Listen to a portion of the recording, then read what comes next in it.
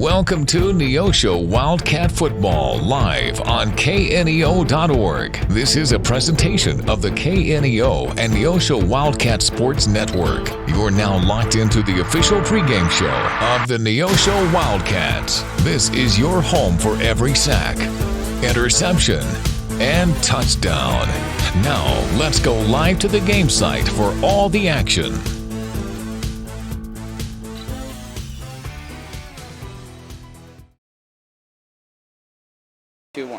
And welcome, Wildcat fans, to the Bob, affectionately known as the Bob. It's Bob Anderson Stadium.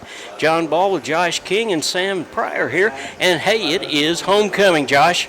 It is homecoming. It's an exciting day. The Wildcats are playing really, really well, undefeated, and looking to delight the homecoming crowd to another big W. The way the Cats have been playing, John, I think we got to feel real good about our chances at this one.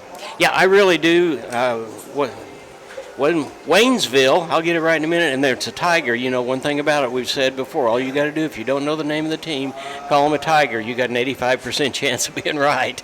So Waynesville Tiger comes in. They are 0-3. They are the last one of the crossover games that we play this year, and we will be going to Webb City next week, and then we have to contend with the likes of Joplin and Carthage and Willard and Republic. So we're excited about that, and we want to win this ball game tonight and go into Webb next week 4-0.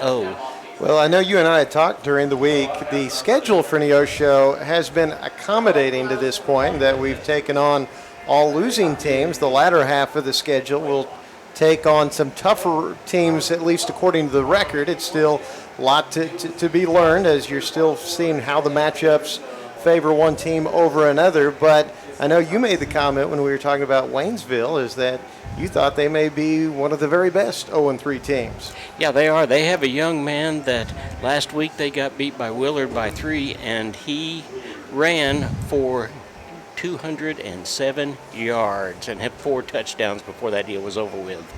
Yeah, and that's Michael Kelsey Jr. That's right. He'll be the man to contend with. He is definitely their workhorse, and so as the Wildcats go, it will be a matter of containing that Tiger. Well, hey, I'll tell you, we've got a little bit more bragging rights because, as you well know, we beat the Kickapoo Chiefs and beat them pretty handily. They turned around and beat Webb City last week. Yeah, it's always fun, again, early in the season when you start looking at comparative scores. That was a 26-23 win over Webb in Springfield, and obviously we defeated Kickapoo 40-27 earlier this season, so that bodes well. Of course, a couple of things there. You certainly got to stay focused on this Waynesville team. You know, our Wildcats can't get looking ahead at playing Webb City, because certainly everyone's aware that Webb City's just 1-2. They seem like they could be ripe for the picking, but no doubt when we go to Webb City, they will still be a force to be reckoned with. Yeah, they really will. Talking with Coach Towdy this week, and one of the things I always kind of talk to coaches about is, hey, what about all of this homecoming stuff? There was a parade this afternoon. It was fully enjoyable, and I talked to Desmond Whitehead up here, our offensive coordinator, and he says this is going to be a long night for the kids, but we want them to stand in the minute. What that means is stay where your feet are and pay attention to what's going on. Let's get this ball game over with, and then we'll deal with Webb after that. Well, the Wildcats are 3-0. It's been since 2016 since Neosho was 3-0. That was the team led by quarterback Coleman Scott, and you had Devin Hames, very prolific runner, and Adrian Hitchcock on that team. That was and obviously Bryce Murphy, who went on to start him at Pittsburgh State. Mm-hmm. So that was a very good team. That was the last Neosho team that was 3-0, and then Neosho played back-to-back state-ranked teams, so they lost their next 2. Prior to that, you have to go back to 2009 for a Wildcat team that was 3-0. But as John said, back in week 1, 2018, we were 8-4, so those are standards we'd like to eclipse. We'll see how tonight goes, but it's one game at a time for the Wildcats. It absolutely is. This is the pregame show, and it is being brought to you by Pro Lube Tire and Auto Center. We're going to take a 3-minute timeout, and we'll be right back to talk more about this Waynesville Ball Club, talk about what the Cats did last week. We've got keys to the Cats. We've got an interview with Coach Towdy and a whole lot more, so stay with us. We'll be right back after this. People's Bank of Seneca, we care about your journey every step of the way. Since 1996, we've dedicated to providing excellent customer service across the 4-state area, ensuring that every experience is exceptional. Visit us in Joplin, Neosho, or Seneca. Learn more at peoplesbankofseneca.com. Member FDIC. Proud sponsor of area athletics. Let's score big together. Being a Lion comes with a reputation for excellence. Whether it's in the classroom, on the court, or in the community, Lions are leading the way. With innovative and immersive academic programs, new scholarship opportunities, and a campus committed to the future, now is the perfect time to find your purpose. Find your pride at Missouri Southern State University. Happy Egg supports the family farmer because they've seen the difference a choice like this can make. Now you can grow for Happy Egg and choose to raise hens the right way, the happy way. When you grow for Happy Egg, you are growing for a family-owned and operated business. You're raising happy hens on 10+ acres who will lay happy eggs. You're working for yourself. As a Happy Egg grower, you'll receive new flock cost support and yield-based compensation. Visit happyegg.com/grower to apply today. Hi, I'm Pastor Mike of Calvary of Neosho, and I want to take a minute to share grace with you today. And what is grace? Grace is when someone gives you something that you don't deserve. I haven't done anything to deserve God's forgiveness, but He gives it by His grace. I haven't done anything to deserve God's love, but He gives it by His grace. I haven't done anything to deserve a bright future, but God has made a way for me to have one by His grace. Titus 2 says the grace of God has appeared that offers salvation to all people. Have you accepted that gift of grace? For KNEO Radio, I'm Mike Leake. And welcome back to the Bob Anderson Stadium, Neosho Wildcats homecoming. A little bit early in the season, Josh, and the weather's kind of telling us that. It's a little warm outside, isn't it? Oh, it is. So this is the last hurrah of summer, perhaps. We've had 3 days in a row. Well, tomorrow's going to be awfully hot as well, upper 90s. In fact, I think it was 99 degrees yesterday. So after it had cooled down a little bit for a few weeks, it'll be interesting because no doubt it's going to be a factor on that field turf. And you and I remember the first week of the season when we went to Glendale, all kinds of water breaks we had to have, and there were cramping issues on both sides. So a game with this kind of heat, we could see things such as that again tonight. Yeah, I think we probably will. Hey, the Cats are coming in after we've had a passing attack of 218 yards last week against Lebanon. And you know what? We started the first 2 ball games of the year, one with an interception by Hudson Williams in the defense. The second one was an interception by Boston Patterson in the defense. And we started the ball game last week with a forced fumble, and we picked it up. And that defense coming to play, besides the fact that they were first and goal, the Yellow Jackets were first and goal from the half-yard line, and we held them 4 downs and turned the ball over. There you go. Defense, goal line stand. About time to give us some keys for the Cats? Nope, we're going to do. We will listen to what Coach Towdy has to say, and then we'll be back for Keys to the Cats. You're watching the Neosho Wildcats on the KNEO and Neosho Wildcat Sports Network. We're going to listen to an interview that I had with Coach Towdy. Then we'll be back with Keys to the Cats and starters and all kinds of things. In Colossians 4, it says, walk in wisdom toward outsiders, making the In Colossians 4, it says, walk in wisdom toward outsiders, making the best use of our time.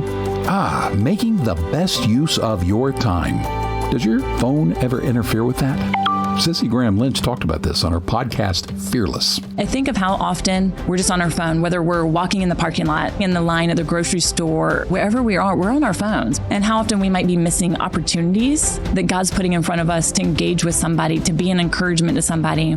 And that's an opportunity that Sissy's grandfather, Billy Graham, says you don't want to miss. Because the scripture says in 2 Corinthians 6:2, Now is the accepted time. Things you ought to do it now. Money you ought to give it now. People you ought to witness now. To discover more about using your time to share Jesus with others, go to findpeacewithgod.net. Findpeacewithgod.net from the Billy Graham Evangelistic Association. A proud supporter of local high school athletics is Numac Electric.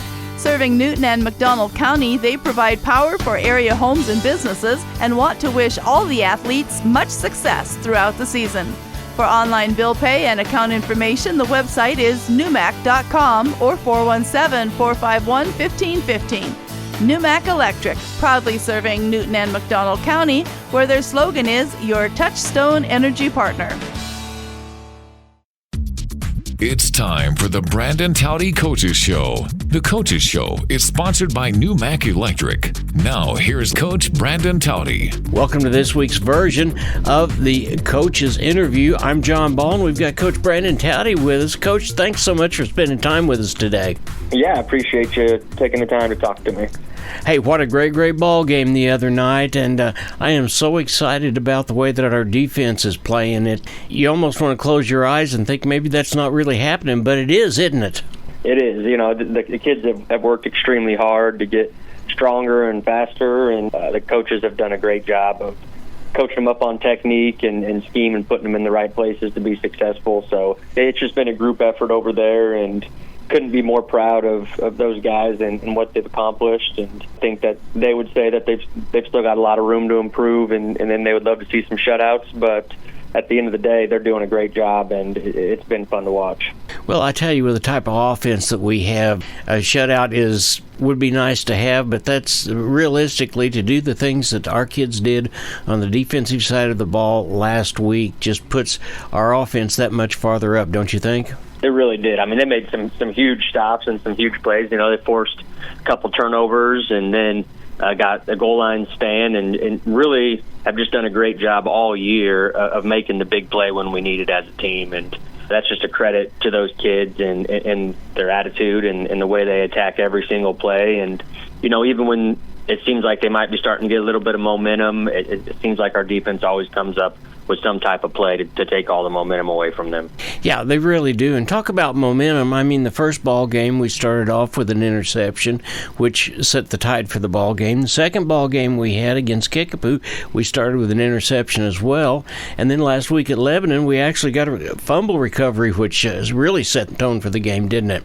Yeah, it really does. For our defense to be able to come out and get takeaways early in the game like that, it really definitely sets the tone, like you said, and it makes the offense, the other team's offense, have to kind of second guess what they're doing and relook at what's going on. But that just comes down to great game planning and the kids understanding the game plan and those guys going out and executing it. And, you know, when you trust your defense the way that we do, it allows us to do a little bit more on offense and take a few more risks, because we know that, you know, no matter what, our defense is capable of getting a stop and forcing a takeaway. There is nothing better than to have confidence in your defense. You're exactly right. Hey, how about the play of that sophomore, Kobe McGee? He just jumped in and been right in the middle of it, hadn't he?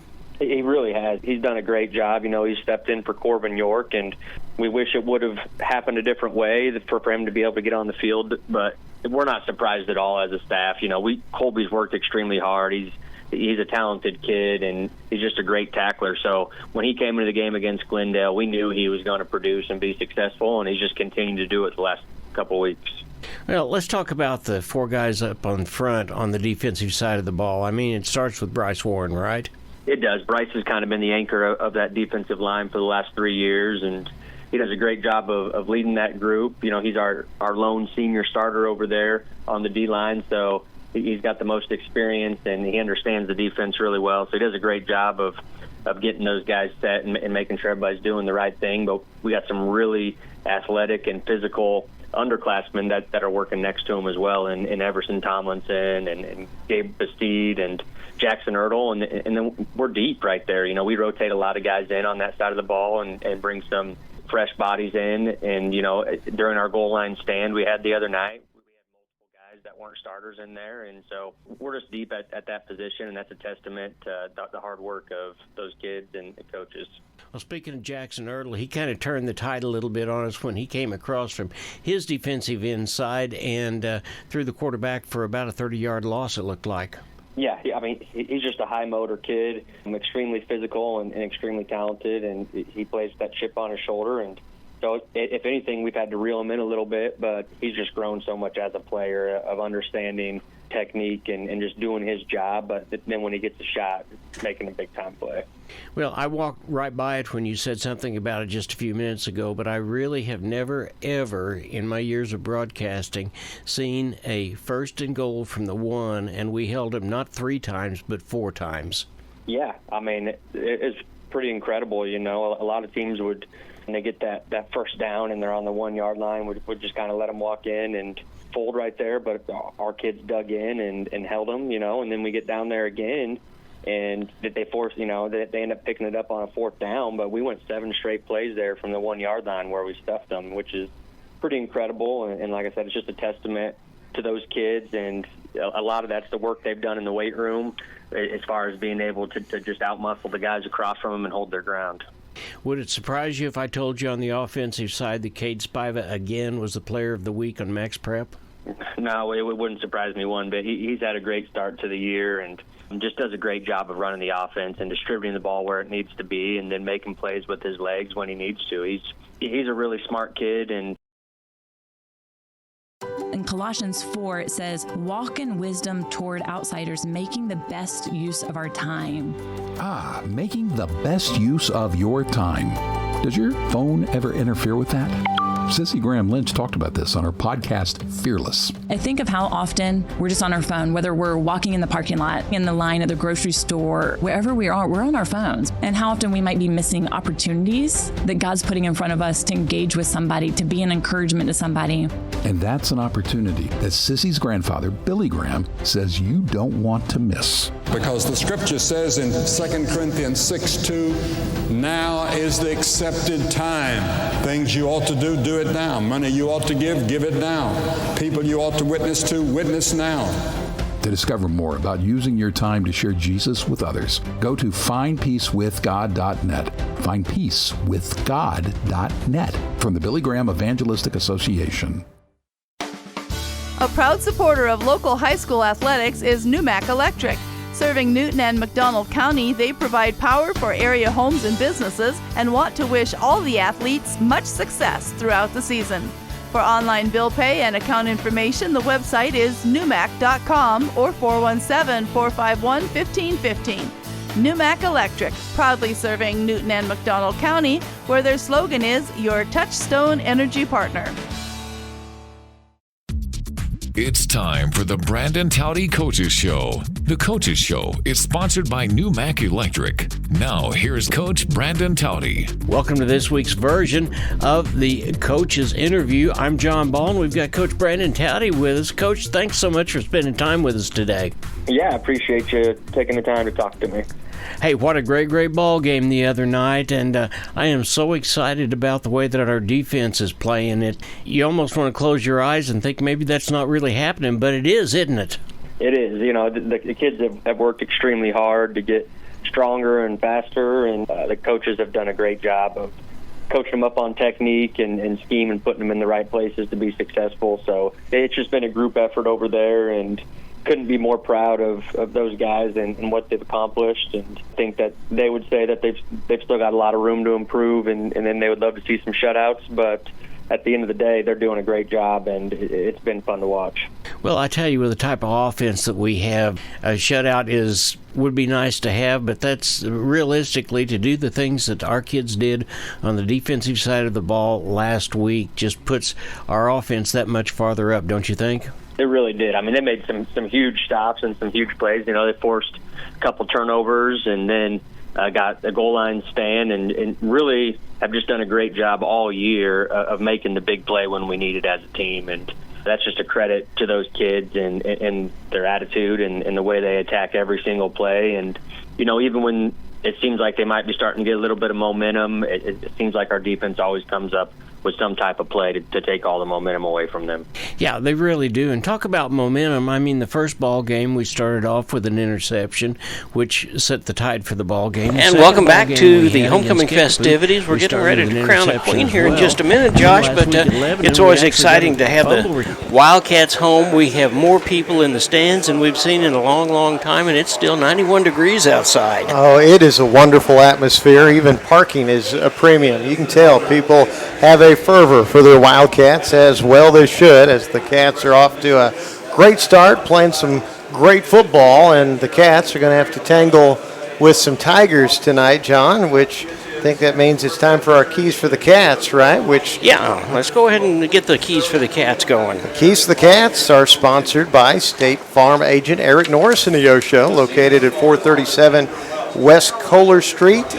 Eric and his team offer a variety of insurance services for individuals and businesses. Learn more online at ericnorrisinsurance.com or by phone at 417-451-6666. Go Wildcats. All right, the Keys for the Cats start off with C. C stands for clever. We have to be among the most clever ball teams that we've seen in a long, long time. By that I mean they have football IQ. From picking the defense apart in the backfield to finding an opening created by the O-line, these Cats have got a second instinct about this game. As the season goes on, we will have to create opportunities, because in this day and age, everybody, you don't have to be here to scout a team. There's all kinds of films out there. And right now, I'd say one of the things that's happening with the Cats is we're going to have a target on our back. 3-0, there's only two other teams in the conference that have 3-0 records, and that's Nixa and Carthage. So we've got that target on our back. We've just got to keep the other teams on their toes by showing them different looks, both offensively and defensively schemes. We've got to be aware that we have that target I was talking about on our back. Everybody wants a shot at beating the Cats. Let's not let any team take that for granted. We don't want to take them for granted as well. Waynesville may be the best 0-3 ball club in the state. What we need to do is continue and not let anybody break our stride. Oh, there's a song to that, isn't there? Burst in the song. All right, go ahead. T stands for we're a very talented ball club. But we've got to make the best of our talents with great execution. That means that we play this game the way it was meant to be played. The other T stands for team. That T also means that the team has each other's back and they strive together all for one goal, and that is to improve every day. S stands for smart. We've got to be one of the smartest defenses in the area. They thrive on opportunities. Game 1, we had an interception by Hudson Williams. Game 2, we had an interception by Boston Patterson. Game 3, we had a forced fumble and the ball picked up. Those are things that get us going. Those are the kind of things that we need to get the offense out on the field so we can score. Score. Yeah. If we can score, I think we would win. Maybe the way the defense have been playing, John, maybe 3 scores would be all it'd take. Well, you can't say enough about the defense, and you can't say enough about what they have done, especially in that last ball game. But they most definitely, talking to Coach Sanas, defensive coordinator, he probably could run for mayor in Neosho about now. Well, it's been, I think the way you addressed how we're savvy, really. I mean, we have been playing smart defensively and opportunistic, jumping some passing routes and making opportunities for points, and that's what a good defense will do for you. You know what that is.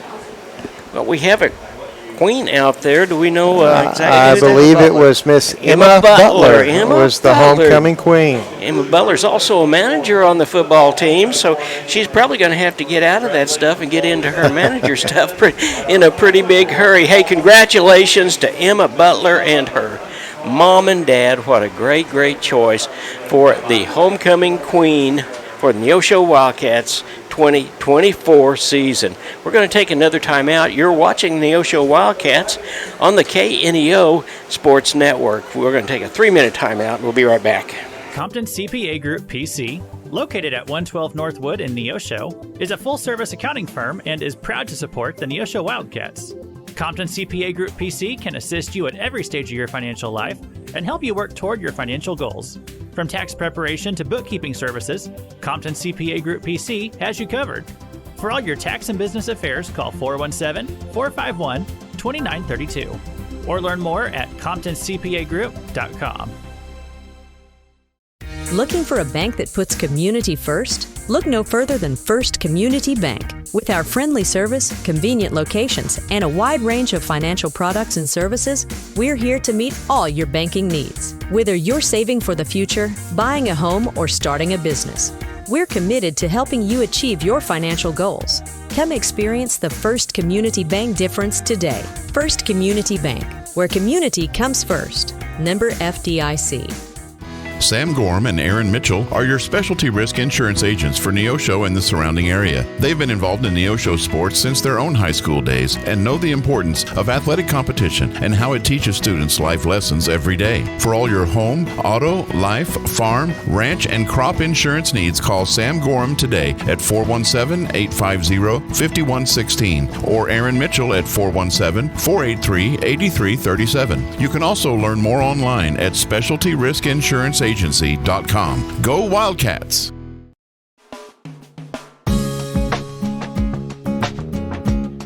Hi, this is Pastor Mike from Calvary of Neosho, and I want to take a few moments to give you hope today.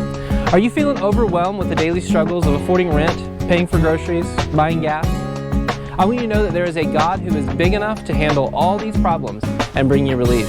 He wants you to live free from worry and stress. James 4:2 says, "You have not because you ask not." Have you asked God to help you today? For KNEO Radio, I'm Mike Leake. At ProLube Tire and Auto Center, we know what it means to rely on your vehicle.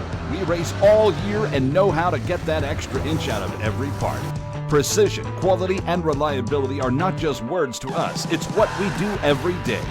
We know you rely on your vehicle to perform for your family. From oil changes to full-on repairs, ProLube gives you the best racetrack team experience, so you can be worry-free.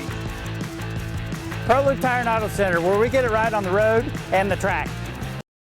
Southwest Missouri Bank in Neosho serves the Neosho area from 2 locations. They offer business banking services including checking and savings accounts, business loans, and electronic banking. Learn more online at smbonline.com. Southwest Missouri Bank, a proud sponsor of community broadcasting on KNEO, equal housing lender, member FDIC, where their slogan is Southwest Missouri Bank, we can do that.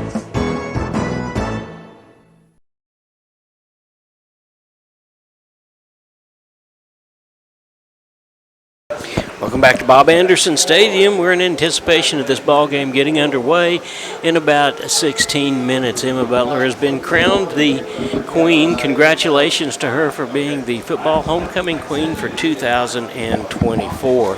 One of the things that's been really important for the Cats, we talked about the defense, Josh. We need to talk about the offense for just a minute or two because we have at any given time, counting Denver Welch out of the backfield, 5 receivers. And with a guy that has got that football acumen we were talking about, Cade Spiva, he can look and see, and at any given time, if someone is going to pay attention more to Hudson Williams or pay attention more to Boston Patterson, which is very possible, he's got other people that are open. Yeah, Cade is really doing a great job distributing the ball because he's thrown for 735 yards and he's completed 67% of his passes at this point. Of course, Hudson Williams with a couple of touchdowns has 6 catches, but Boston Patterson's been the big yardage guy. He's caught 18 balls so far this year, but as you said, there's so many weapons out of the backfield, and even Denver Welch, not only has he ran for 333 yards, so he's averaging more than 100 yards rushing per game, but he's also caught 107 yards worth of catches. That's 5 catches, and he has a touchdown as well. So there are weapons galore. As you said, that's what makes Neosho so difficult to contend against at this point, is they are so diversified. Any given night, there's weapons galore that can beat you. Absolutely, and speaking of Denver Welch, he's a threat to run the ball up the middle. He's a threat to take the ball on the outside, a little flat pass that might be thrown to him. But Cade Spiva last week had 218 yards in the air and 77 yards of his own rushing. When you've got that kind of speed and you've got a quarterback like that, the defense has to hesitate just for a minute or two, and that puts us open. Yeah, he's actually averaging 217 yards per game at this point. Actually, let me pull that back. I got a little excited. He's got 217 yards rushing on the season, but averaging 6.2 yards per carry, and that goes back to what we established early on, how he was going to be ever so capable as that run-pass option quarterback and able to get some things done. So playing very well offensively. Well, let's go ahead real quick and let's talk about the starters. And why don't you tell us who the Waynesville starters are, and we'll talk about the Cats. By that time, it's going to be close to time for the national anthem, and we'll have the coaches and the captains out on the field for the coin flip. All right, well, here's how Waynesville's going to look offensively across the line. It'll be Jackson Sheehan, Joe Machua, Saul Spurgeon. You'll have Caden Orsler and Carter Pondrum. Those are the linemen from right tackle to left tackle. The tight end is Isaac Alavanya. The split end is Luke Pullman. At the quarterback position, it's number 14, Brian Casto.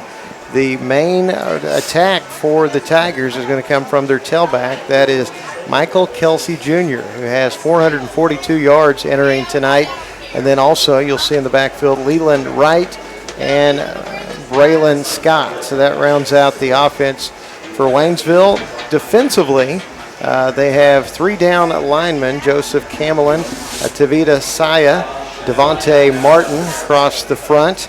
The linebackers are Brendan Kelsey, Chris Scott, Isaiah Hopper, and Cody Council, and Anthony Corsini. And then you have in the secondary at one cornerback, it's Gavin Guitua and Dwayne Davis, and the free safety is Carmelo Jackson. So there are the Waynesville Tigers. And for your Neosho Wildcats, coming in with a record of 3-0, coached by head coach Brandon Towdy. Offensive coordinator is Dalen Whitehead, and defensive coordinator is Josh Sonis. We start on the offense, it looks like this. In the quarterback position, number 7, he's a senior, Cade Spiva. In the running back position, back with him that can do almost anything. He can hand off, he can block, he can catch a pass. Number 4, he's a senior as well, Denver Welch. At wide receiver, number 1, Hudson Williams, who also plays safety on the defensive side. Number 2 is Noah Soriano, a senior as well. He's a wide receiver, and he plays on the defensive side. 25 is Brock Pyle. He's the junior of the bunch, and you'll see him in most every play. He sits up in a slot back position at times as a blocking back. The other wide receiver is number 6, Boston Patterson, and we've seen Boston ever since he was a freshman. He's got a lot of great speed. That's the reason that he's able to hook up with those long passes. If you give him about 2 steps in front, it's over with. On the offensive line, the center is going to be Tace Harden. He is number 65. He is a junior. Also on the offensive line is Gabe Bumstead. He's a junior as well. He's in for Tomlinson, who is out. He's wearing a boot around. We saw at the last ball game he kind of developed an injury there, so Bumstead is in his place. Also on Ramono Florentes is a junior. He'll be on the offensive line. He has kicking duties as well. And the other guy that goes both sides for the Cats is number 55, a senior, Bryce Warren. On the defensive side, the defensive end is Jackson Erstel. Also on the defensive line, a tackle, Erstel is a sophomore. A tackle, Matthew Scott, is a senior. Another tackle is Bustad. He is, as we said earlier, a junior. On the other end of defensive line, at the end is number 55, Bryce Warren. Linebackers are number 3, Trace Harden, a senior. Number 28, Colby McGee, a sophomore that has filled in really well. Number 13, a linebacker, is Brody Crane, a senior as well. Then in the backfield, we got two senior safeties, Hudson Williams and Canton Smith. We got two seniors at the corner, Noah Soriano on one side and Boston Patterson on the other side. Looks like that we got the band out there, and we're getting ready for the national anthem, so we'll take a break and listen to that, and then we'll be right back.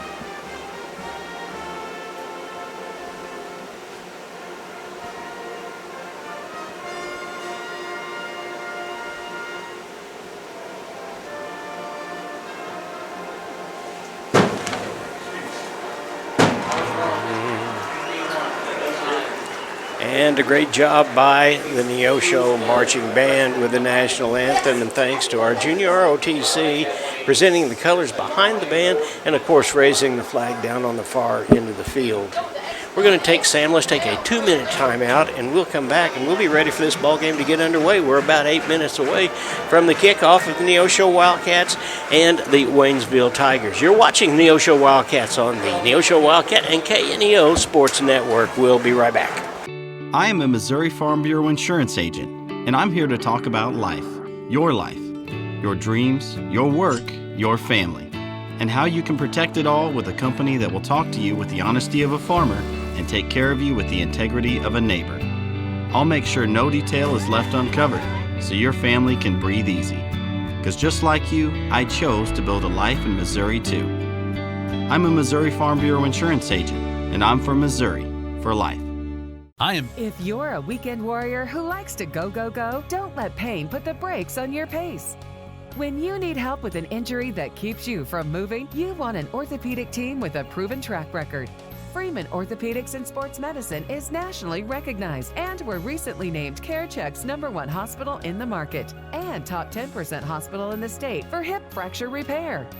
Freeman Orthopedics and Sports Medicine, the experience you need to keep pace with life.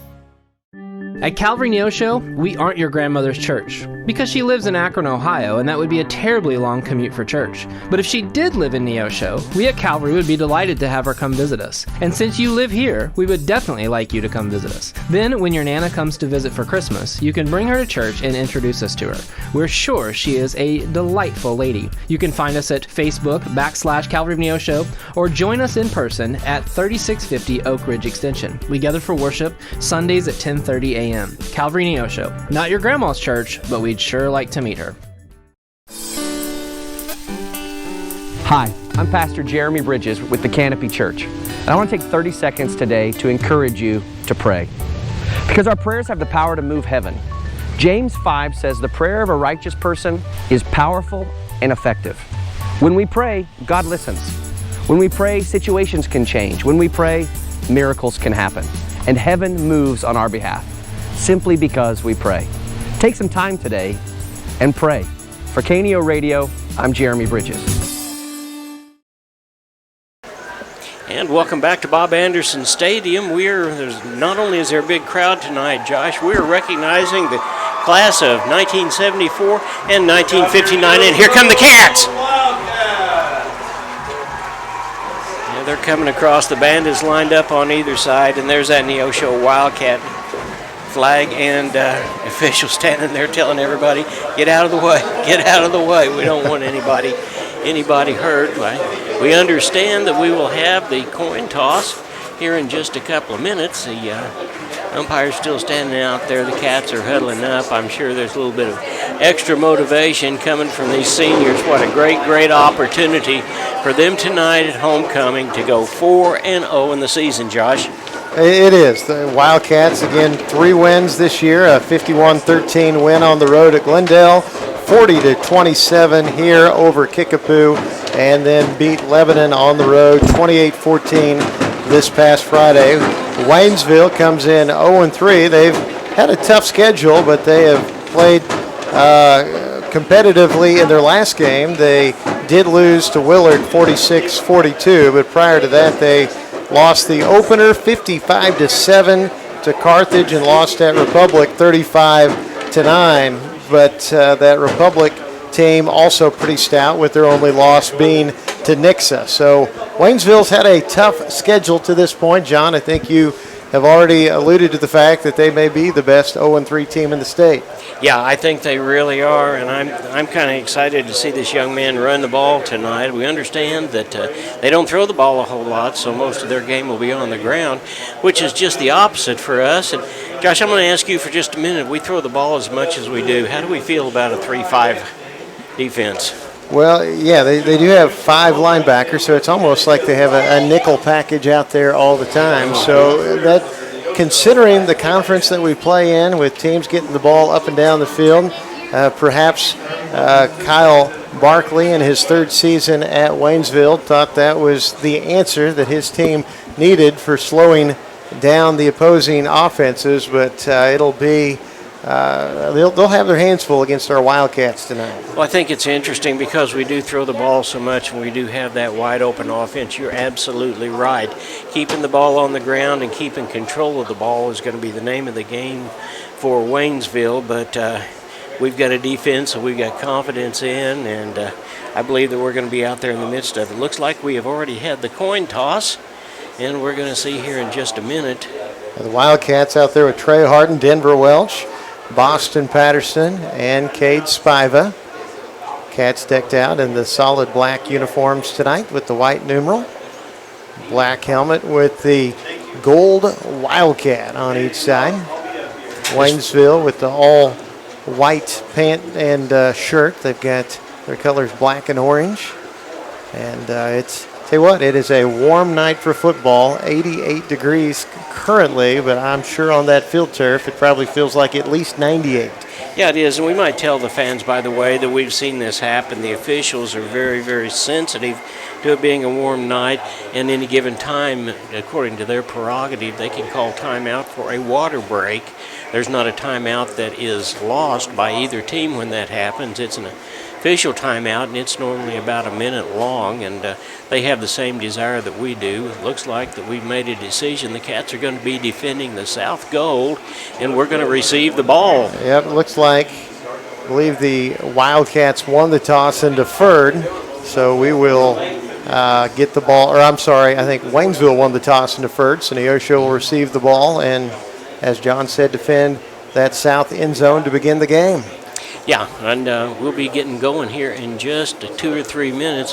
One of the things, we can't say that one way or the other is better for this ball club, because we receive the ball and we do our very best to score. Normally it's a short hitter down the sideline that kind of wakes everybody up, or our defense has jumped in and intercepted a pass or gotten a fumble out of the way. Looks like it's going to be number 2, Noah Soriano, and number 6, Boston Patterson. Boston Patterson has been doing this since he was a freshman, Josh. Yeah, 4-year starter for the Wildcats, and you definitely have some explosive ball carriers back there inside the 5-yard line.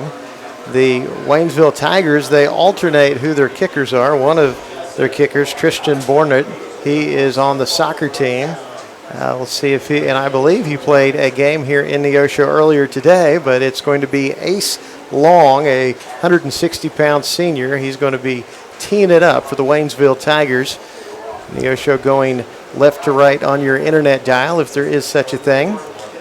Yeah, and not only do we have a couple of cats back there at the 5-yard line, we've also got Brody Crane, who picked up believe it or not, an onside kick towards the end of the ball game the other night and ran it back 40 yards.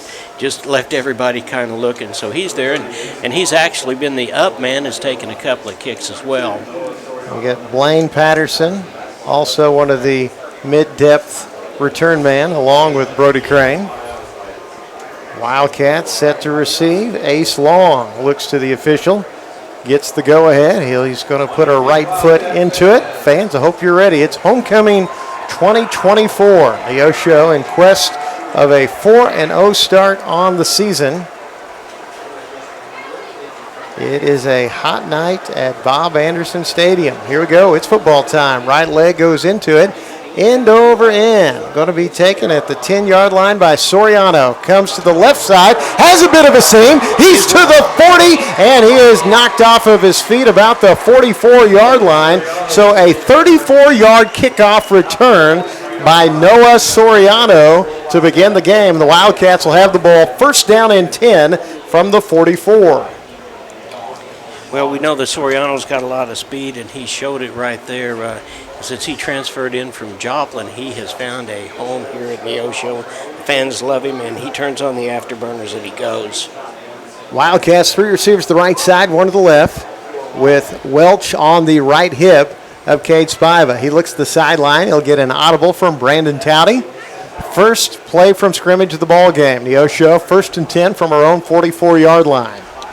And it's a low snap. He had to scoop it up. And Spiva around the right end has good yardage. In fact, he has a first down carry of 11 yards on a busted play, as that ball did not come cleanly from center, and he had to scoop it up. Actually, it's a bad spot. They're going to put it down at the 47-yard line.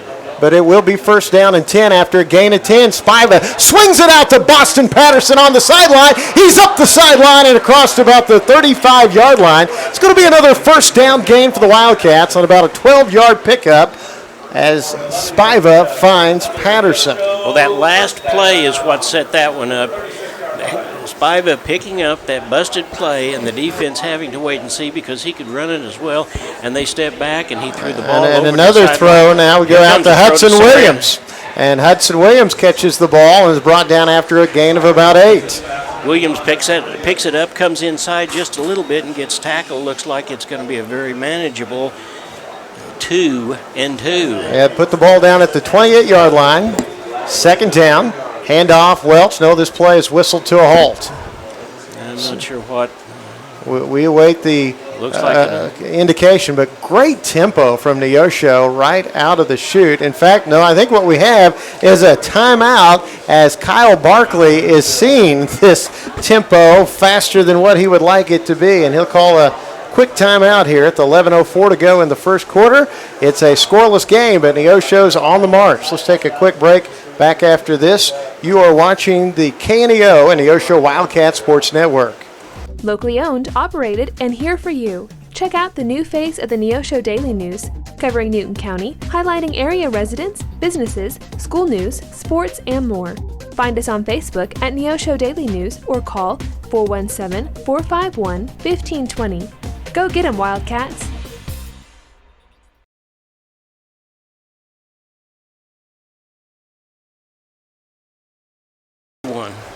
Wildcats back on the ball out of a timeout called by Waynesville. That was almost a mercy timeout. Neosho with a second down and 2 from the 28-yard line of the Tigers. Neosho have Patterson and Hudson Williams split out on the near side, Soriano on the far side.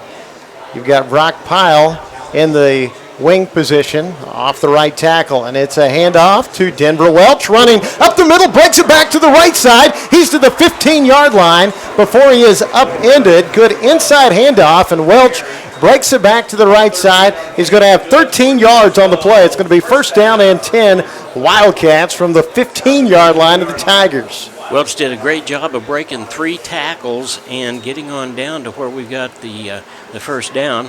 Here it is, handoff again, Welch. This time hit at the line and falls forward for a couple of yards. It's going to be second down and short after the gain by the senior runner. Of course, Neosho just staying on the ball, and they were not very generous with that spot. Looks like they'll give him about a yard. Neosho with a couple receivers left, one on the right. Here is Welch again running right side, cuts back, he's to the goal line, he lunges forward, he's into the end zone. Touchdown, Neosho. Touchdown.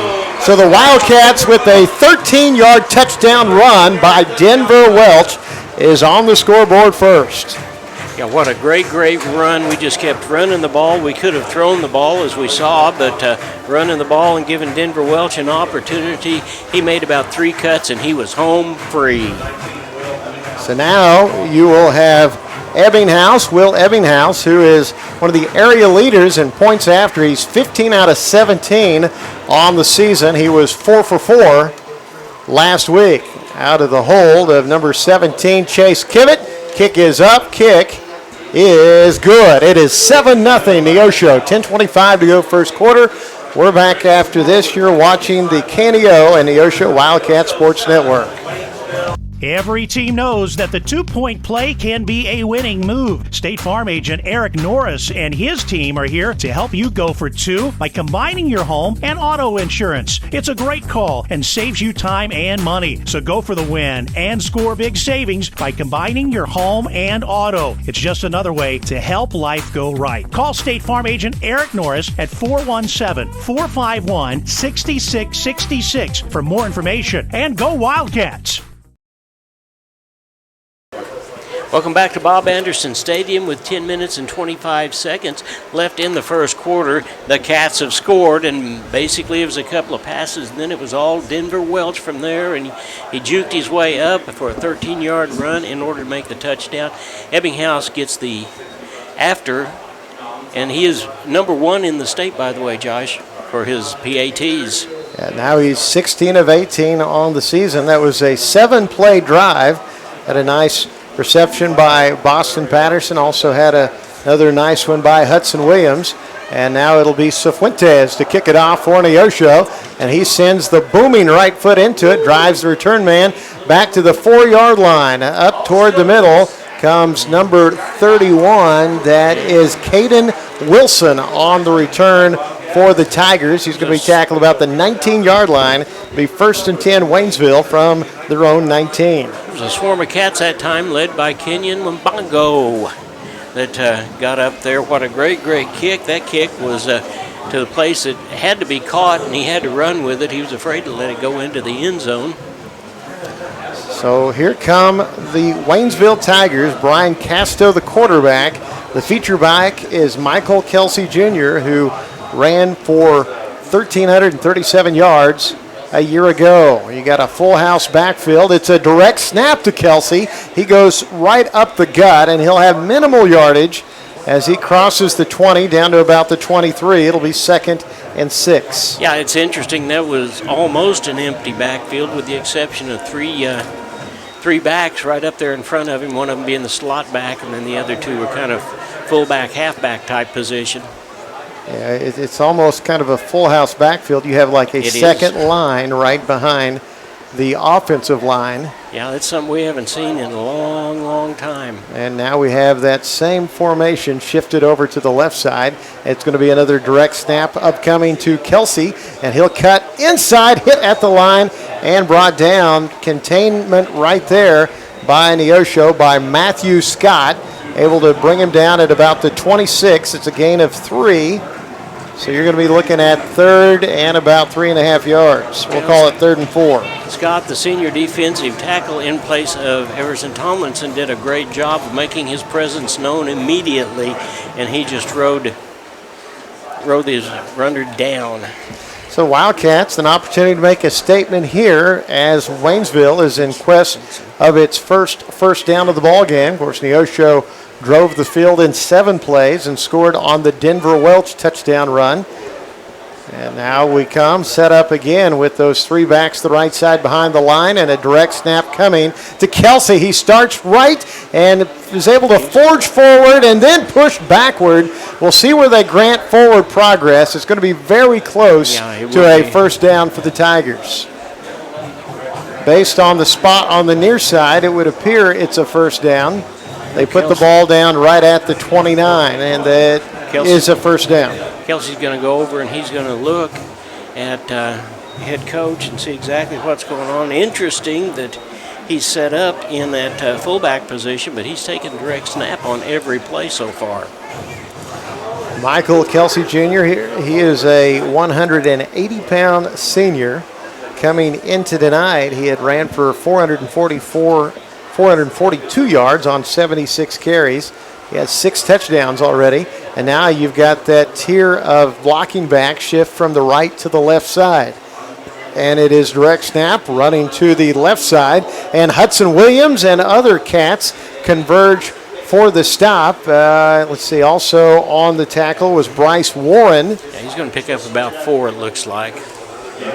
Gain of 4 brings up second down and 6. They'll put the ball down at the 33-yard line of Waynesville. Every play, Kelsey keeps going over, all the way over to the far end to talk with the coach. The shot clock is at 23, so there's no problem there. Here comes somebody else. This is going to be number 10. And that is Brandon Kelsey. So back to the line. And this time they are going to go with a more conventional with the quarterback in the shotgun formation, and it is running to the right side, stood up and dropped by Brody Crane. Just latched on to the quarterback. Actually, that was Leland Wright on the carry, number 18. And there's a flag on the play. I'm not real sure what that could be. That looked like a suplex almost by Brody Crane, so a big stop. We await the indication. Unsportsmanlike conduct. So the penalty is going to move the chains for the Tigers. It'll be their second first down on the drive. This has been the Cats' biggest bugaboo from the beginning of the season, is those unsportsmanlike conducts, and I'm not real sure. The officials are letting everybody know right at the beginning of the ball game, you need to keep your mouth shut. So that's going to put the ball at the 47-yard line. It'll be first down and 10. And now it'll go back to Michael Kelsey Jr. with the quarterback, Brian Casto, right beside him on his left side. Casto's going to take the snap, and he'll run around right side, the midfield, where there's a big pile. Neosho looked like they got him stopped about the 49-yard line of the Wildcats, which would be a gain of 4. Be looking at about a second down and 6. Trey Harden and Kobe McGee in there for the tackle that time. 6:19 to play in this opening quarter. 7-0 Neosho. Wildcats getting on the board on a 13-yard Denver Welch touchdown run as Neosho marched down the field methodically. Tigers come to the ball. The offense is somewhat reminiscent of the old Arkansas Razorback Wildcat offense many years ago. And here is a fake handoff, and then Kelsey goes up the middle, and he is stopped at the line of scrimmage. Nothing doing. That was slow development. He fakes the handoff to Casto, and he just went straight ahead. They may give him half a yard, it looks like, to the 48. So it will be third down and 5 from the Neosho 48-yard line for Waynesville. I believe you're right. I believe that was very reminiscent of the wild hog that was popped up in. Normally the hogs would line up that way within the 5-yard line and snap the ball directly. That's when Darren McFadden was their feature back, and now we're going to have a timeout on the field.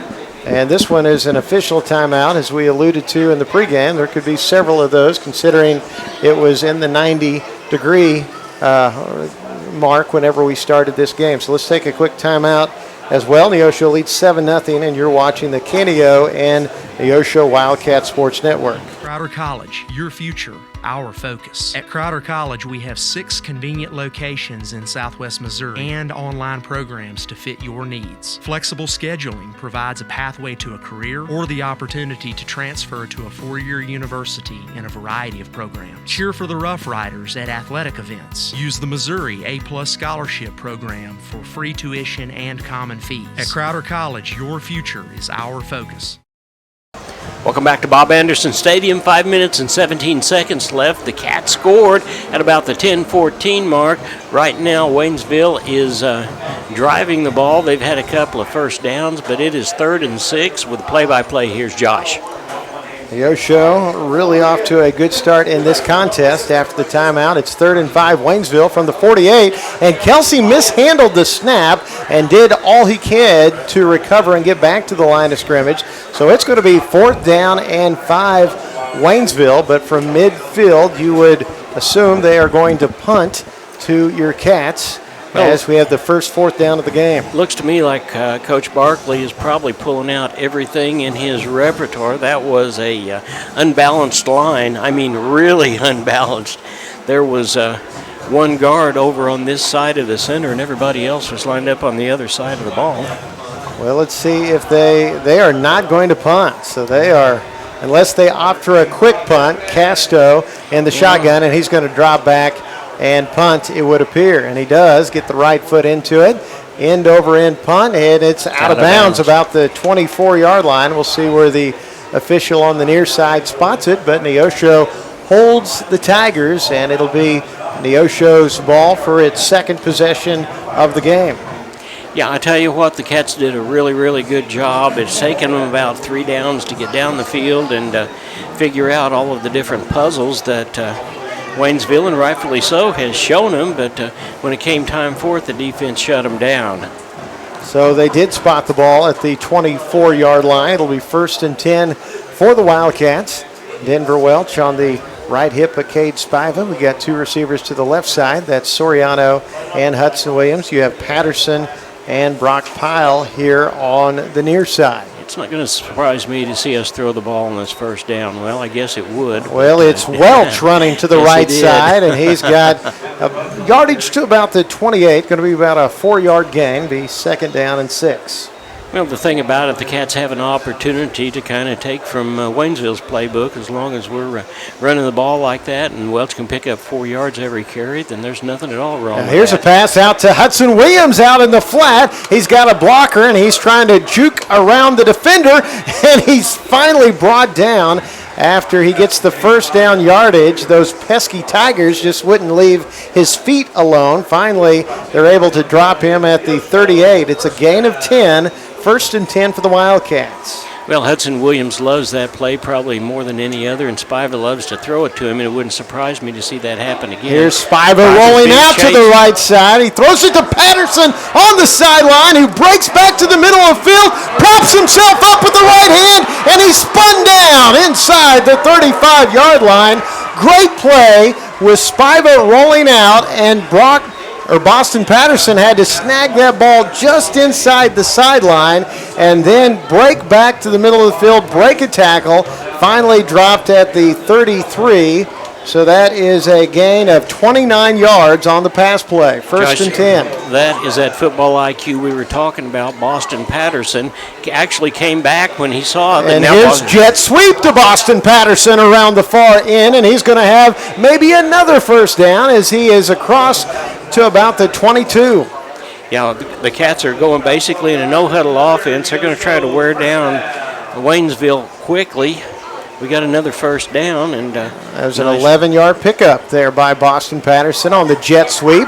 Now it's Denver Welch running right. He'll get to the 20, and he's brought down after a gain of 2. But how about this tempo by the Wildcats? Well, it absolutely is the tempo that this offense has been trying. As we said a few weeks ago, we've been eating a live frog for 4 years now, and our opportunity is here, and we're going to make the best of it. And the tempo is just exciting. Cade to throw, looking to the end zone. He lobs it up, and it is caught, but out of bounds.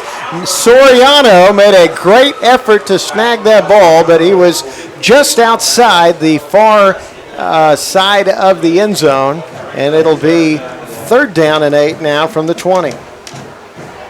Well thrown ball, though. Only Soriano is going to catch that if anybody was going to catch it. And now the Wildcats really need to come up with something big here on 3rd down. Well, this is 4-down territory for this group of Cats. So. Spiva rolling right, looking downfield, throws to Brock Pyle, who rounds the corner. He's to the 10-yard line. He will have a 1st down for Neosho. Well, that was a nice, just a little bit of a run out. Brock Pyle normally is the guy that comes out and sweeps back into the middle. That time he just circled around, and Spiva had him, and he was able to pick up the 1st down. There's a gain of 11 yards. 1st and goal from the 9. Denver Welch running to the left side and plunges into the end zone. Touchdown number 2 for Denver Welch on the ball game, and Neosho leads it 13-0 with 2:46 to play here in this 1st quarter. And Denver Welch, I'll tell you, he just would not be denied. And now you've got Ebbinghaus trying to tack on his 17th extra point on the season. Yeah, and I'll tell you what, you can't say enough about Chase Kivitt and his handling of those snaps, because he's not had the best snaps in the world. There's another one that's not very good, but it was up and good enough for the PAT. It's 14-0 after the point after by Ebbinghaus. 2:45 to go 1st quarter. We take this time out. Back after this, you're watching the KNEO and Neosho Wildcat Sports Network. Financial investments are very important, but so are the investments of time, patience, and encouragement our young athletes receive from their coaches, teachers, and mentors. Joe Ringstaff, your Neosho Edward Jones financial advisor, understands this. That's why Joe Ringstaff is a proud sponsor of the Neosho Wildcats on KNEO.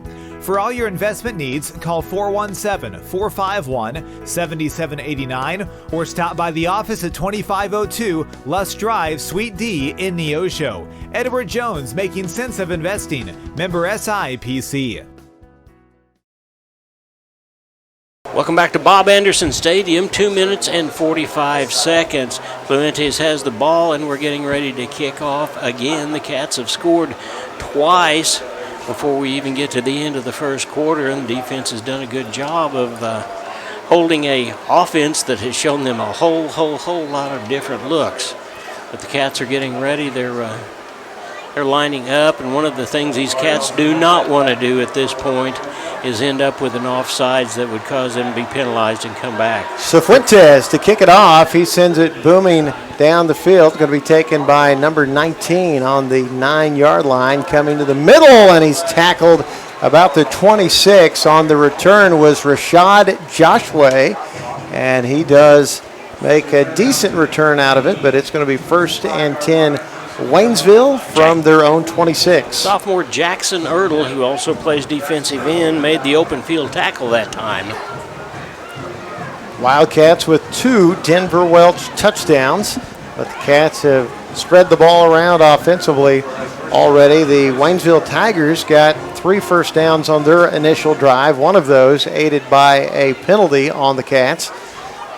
So far, it's been a lot of Michael Kelsey Jr., which is what we expected, as it's been many direct snaps to that running back. So he has Brian Casto, the quarterback, beside him. Got a wing and a slot on the far side, and a tight end direct snap. Kelsey running left, and he's able to cut inside for a short gain. Cifuentes there on the tackle. Also Trey Harden. Actually, that wasn't Cifuentes. It was Bryce Warren and Trey Harden, but it is a gain of 3. It'll be 2nd and 7. It's one of the guys that the Cats have got to have, Jen, and that's Bryce Warren, and he is one of those guys that just does not let you down. He'll be all over the field making the tackles. 2:10 to play, first period. 14-0 Neosho. 2nd down and 7. Kelsey and Casto standing side by side with a fullback offset and a wingback. And it is Kelsey fakes the handoff to Casto, and Kelsey is ahead across the 35. Going to be close to first down yardage. I believe he's going to be just shy. Ball at the 35. It'll be 3rd and 1. Great crowd here tonight for homecoming that saw Emma Butler crowned as the homecoming queen, and the band will have a performance at halftime, but the Neosho Wildcats are definitely treating this crowd right now to a great evening of football. See if Neosho can get a stop on 3rd and short. Tigers come to the ball. Wing, slot, and tight end all to the right side. You got the H-back over there, and it's Casto running right, and he's hitting the backfield, and he's going backwards. Neosho with a big stop. Boston Patterson, Gabriel Bastide met the runner at the line, and it'll be 4th down and a loss of a yard back to the 34. Bastide said there is no way, and he stood his ground, and he made the initial hit, and then Boston Patterson right after him. So we'll see if they will punt. You would think on 4th down early in the game they did a quick punt last time with Casto, the quarterback, just dropping back and kicking it. Well, they're about 5 yards, and they may very well send the ball to Kelsey. Well, they line up with Kelsey and Casto side by side in the backfield. And man in motion, and it is a penalty as that was a direct snap to Casto, but the play whistled to a halt before it could develop. Yeah, and that will probably make that decision for them because that's an illegal motion, and that is going to be a 5-yard penalty. Yeah, a false start there against those. Oh, delay a game is what it was against the Tigers, which that maybe was a calculated risk as they are just giving themselves some space, really trying to draw Neosho offsides, but Neosho didn't fall for it. So Casto's going to punt most likely here. Cats were able to do that last week a couple of different times, and but that'll be the end of the quarter. Yeah. 14-0 Neosho on top of Waynesville through 1. We take this break. We're back with the second quarter after this. You're watching the KNEO and Neosho Wildcat Sports Network. This is Pastor Barry Reel from the First Free Will Baptist Church of Neosho. Though our culture seems to be rejecting the idea of truth, we remain committed to obeying God's Word by speaking the truth in love. We would love to share God's truth and love with you. We're located at 960 Burr Crossing Road in Neosho, and we meet on Sunday mornings at 10:45 a.m. and then again on Sunday and Wednesday nights at 6 p.m. Find us on Facebook at First Free Will Baptist Neosho or call 918-413-5465.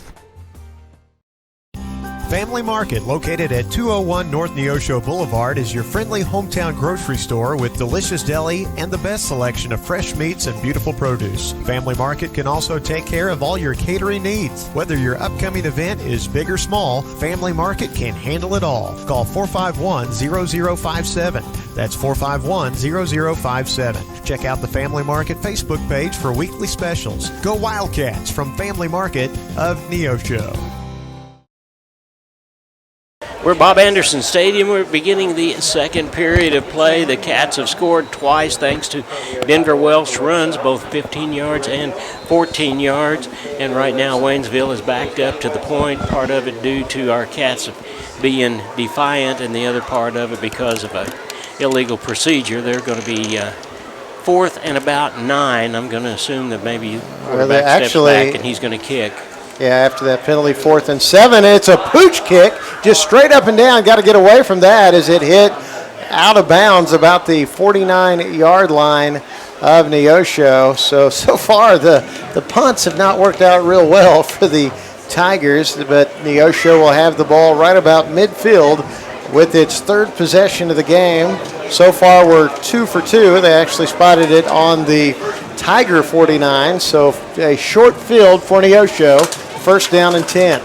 Well, what a great opportunity for the Cats to do something that we don't see them do very often, and that is stay on the ground and work the time off the clock. That works out real well as long as you hit pay dirt at the end, and that's what the Cats have been able to do.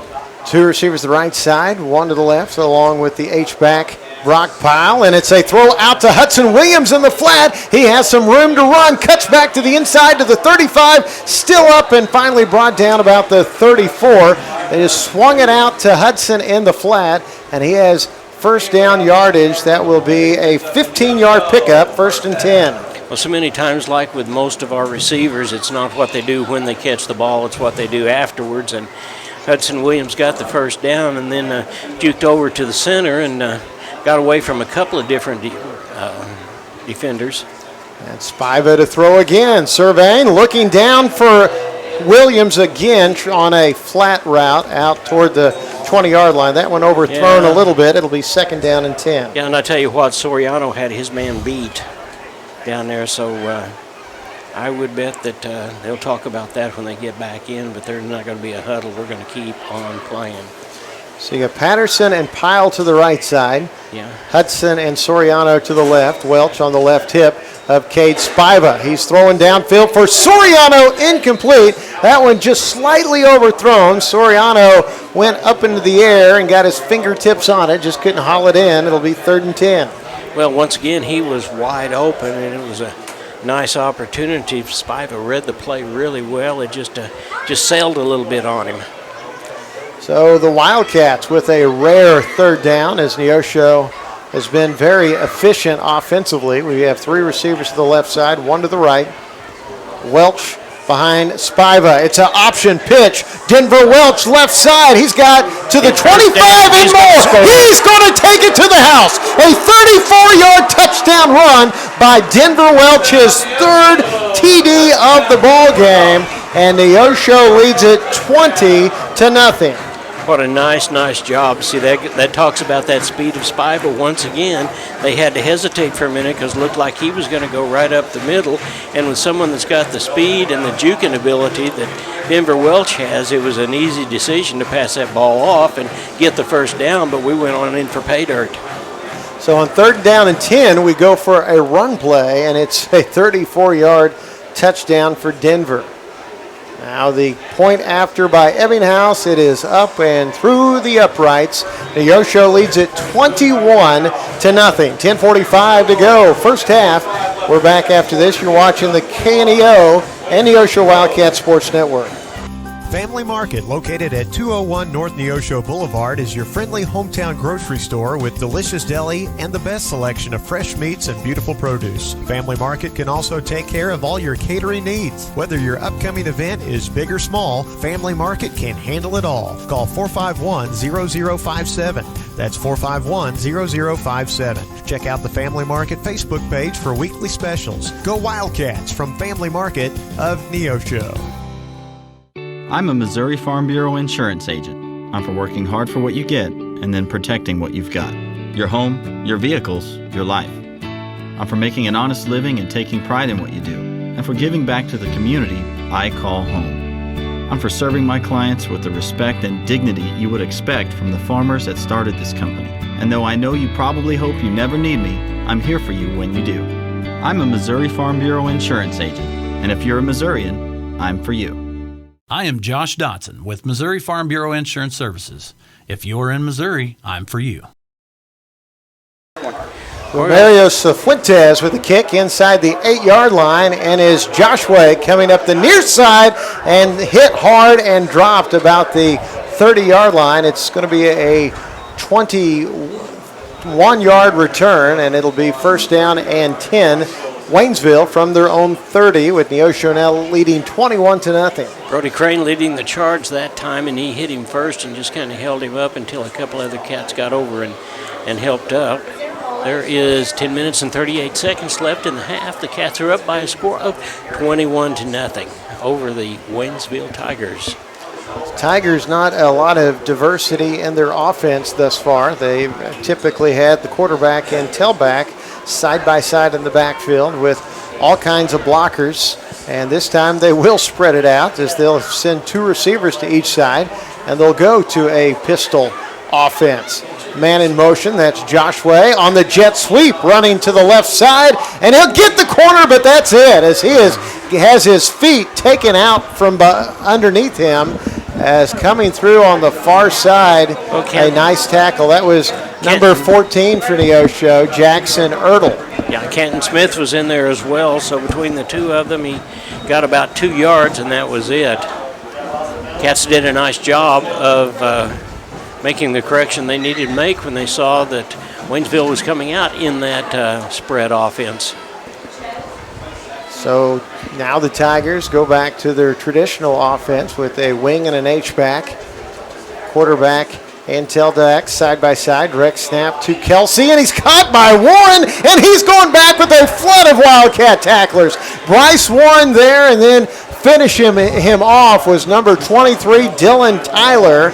the senior linebacker. Wildcats, they give them forward progress for a gain of 1, but a great stop. Yeah, and that puts Waynesville once again 3rd and long deep in Wildcat territory.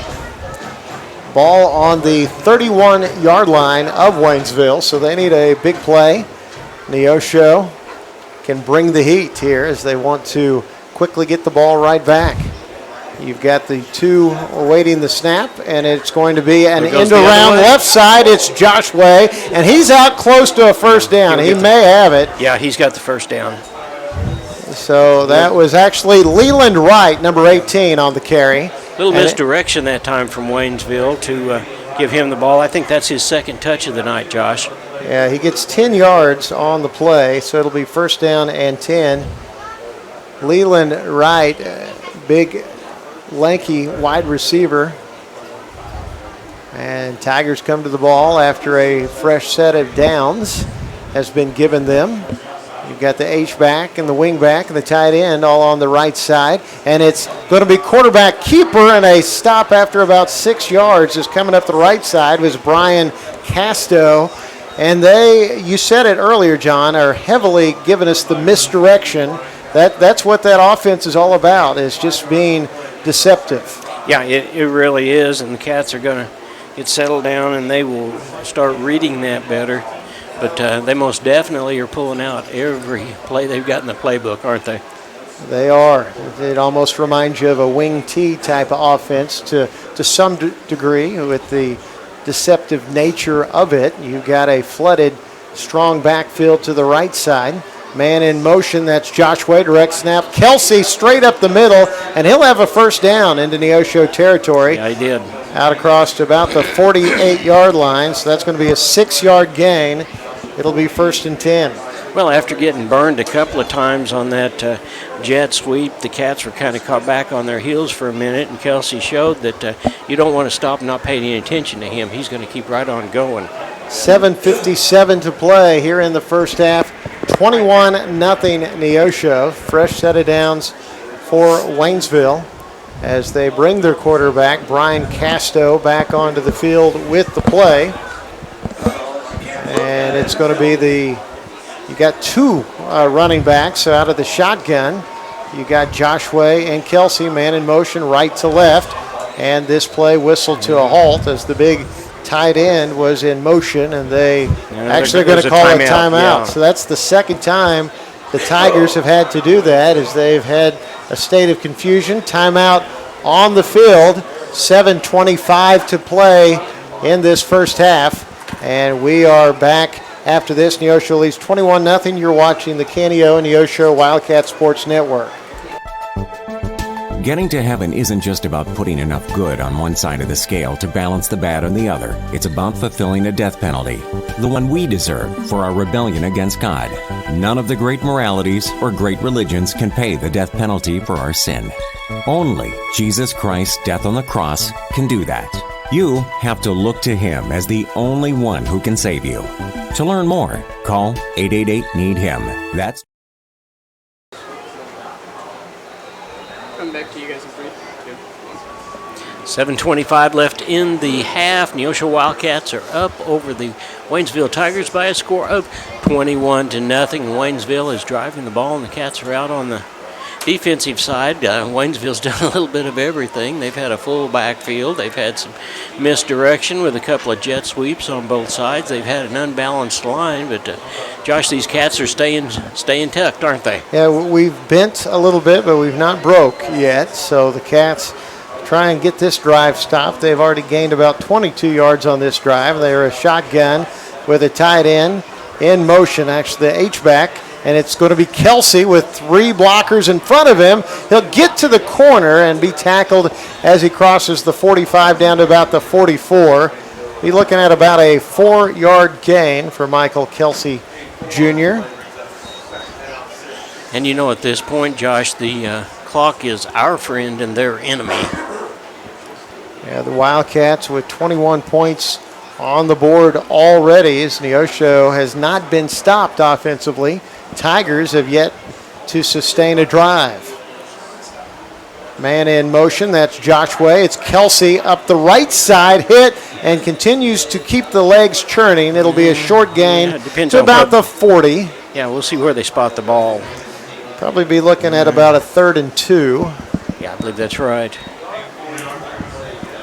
6:35 and ticking in this first half. Neosho with 3 first-half touchdowns by Denver Welch.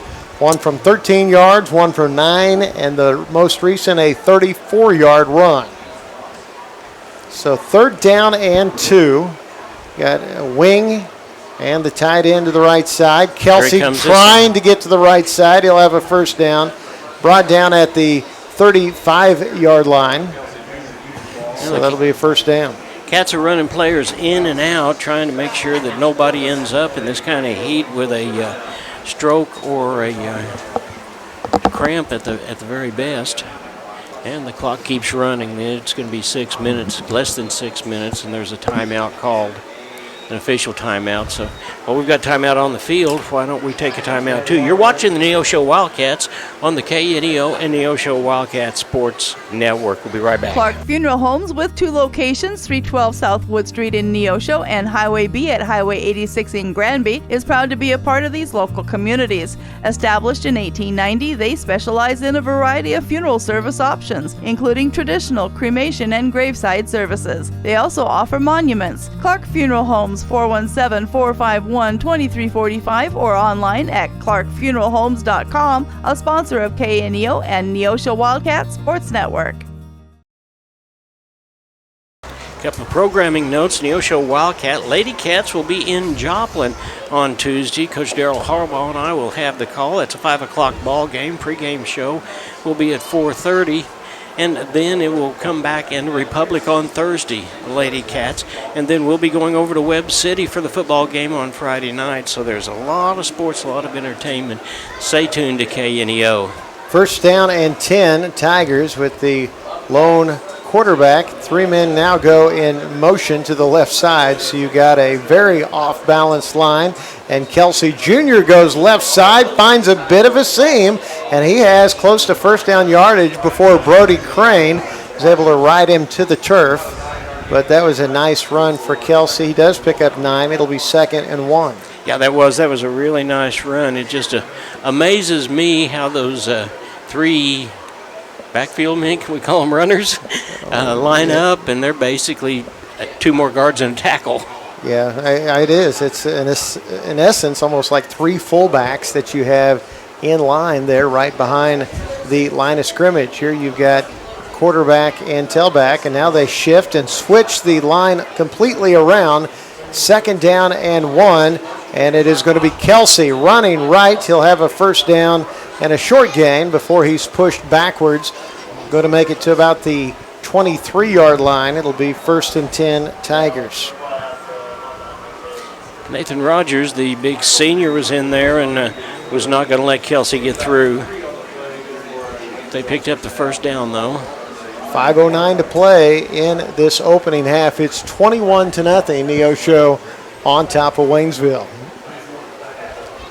Tigers come unbalanced to the right side. Get the H-back, tight end, and a wing back. And it is going to be snapped to Casto running right. And he's able to get close to the 20-yard line before being driven backwards. And that will bring up a 2nd down and probably about 7. Well, we'll call it 8, gain of 2 on the play. Yeah, Bustede had a chance to get him for a major loss, but he juked around, but he slowed him down enough for the other Cats to catch up with him. So they keep alternating the personnel. Leland Wright comes in for Rashad Joshua. Wright split out to the right side. He'll be the wing. Yeah, look for him to be involved in that jet sweep over on the far side, and there it is. He does take a handoff on a trap play back to the left side, and Wright is all the way into the end zone. Touchdown, a 21-yard run by Leland Wright will get the Waynesville Tigers on the scoreboard here with 4:04 to play in the first half. Well, that play was kind of slow developing, but it looks like the Cats were ready to catch him around the far end, and there was a seam right there, and he just went right up the middle with it. So the Tigers will attempt the point after. I believe that is number 38, the kicker, Tristan Bornay. Bornay, yeah. Out of the hold of Casto. Holds down. Kick is up and good. And actually, I think that was Ace Long. I'm causing fits for everybody on the kick. Ace Long with the PAT. It's 21-7, 4:04 to go in this first half. We're back after this. You're watching the Canio and Neosho Wildcat Sports Network. Clark Funeral Homes with 2 locations, 312 South Wood Street in Neosho and Highway B at Highway 86 in Granby, is proud to be a part of these local communities. Established in 1890, they specialize in a variety of funeral service options, including traditional, cremation, and graveside services. They also offer monuments. Clark Funeral Homes, 417-451-2345 or online at clarkfuneralhomes.com, a sponsor of KNEO and Neosho Wildcat Sports Network. We want to remind everybody to stay tuned at halftime for the halftime show, which is brought to you by Freeman Orthopedics and Sports Medicine, and also the end of the show, the post-game interview with Coach Towdy, which is brought to you by Arvest Bank here in Neosho. So don't turn that switch off. Stay with us. We've got a lot of good things coming your way. Wildcats are going to have Kason Roan and Noah Soriano back deep to receive this kick from Ace Long of Waynesville. It's 21-7 Neosho, 4:04 to play first half. End over end kick. It's going to be taken on the near side at about 13-yard line, and a sideline route for Soriano, able to get the ball across the 35. So it's about a 23-yard return. Wildcats will have the ball first down and 10. See if we can respond to the first touchdown drive by Waynesville. Waynesville. About the 36. Ball spotted down. Neosho comes to the ball. Be first down and 10 for the Cats, who have not been denied of pay dirt on each of their offensive possessions thus far. 3:59 left in the half. It'd be a good time for the Cats to pick up one more. Spiva looking over the middle, throws incomplete. That one intended for Hudson Williams. Second down and 10 from the 37. Well, Hudson was wide open, and one of the things we talked about with the Cats is with the talent we've got, it's a matter of executing, and Hudson Williams certainly did. He was wide open that time.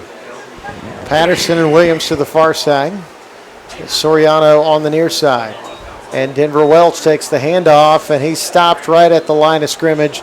Nothing doing that time, as he is tackled by big number 8, Isaiah Hopper, who lost his helmet on the play, so consequently he'll have to come to the sideline for one snap. But third down and 10. Last time we had a third and 10, we had a 34-yard touchdown by Denver Welch.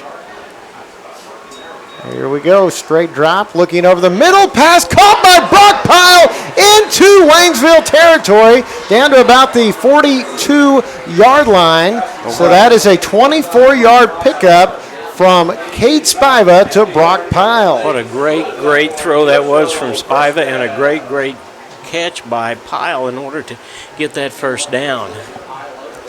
So third down has been a big down for Neosho thus far. 3 receivers right, 1 left. Fakes the handoff, throws out to Patterson, incomplete, and he got hammered as that pass had him hung out to dry on a sideline route. And as he was pulling the ball in, he got it really popped by the Waynesville defender. Lincoln Howard comes into the ball game for the Cats, and Hudson Williams comes out for a well-deserved breather. So it'll be second down and 10. You got Howard and Patterson to the far side. Soriano's over here by himself. It's going to be a keeper for Spiva, and he just runs over a defender, and he's forward for about 5 yards. Boy, he lowered the shoulder and went right through that defensive lineman. Nice gain, but it'll be 3rd and 5 for Neosho. Spiva's a little over 6 foot and weighs 195. He's probably bigger than most of the backs in the conference.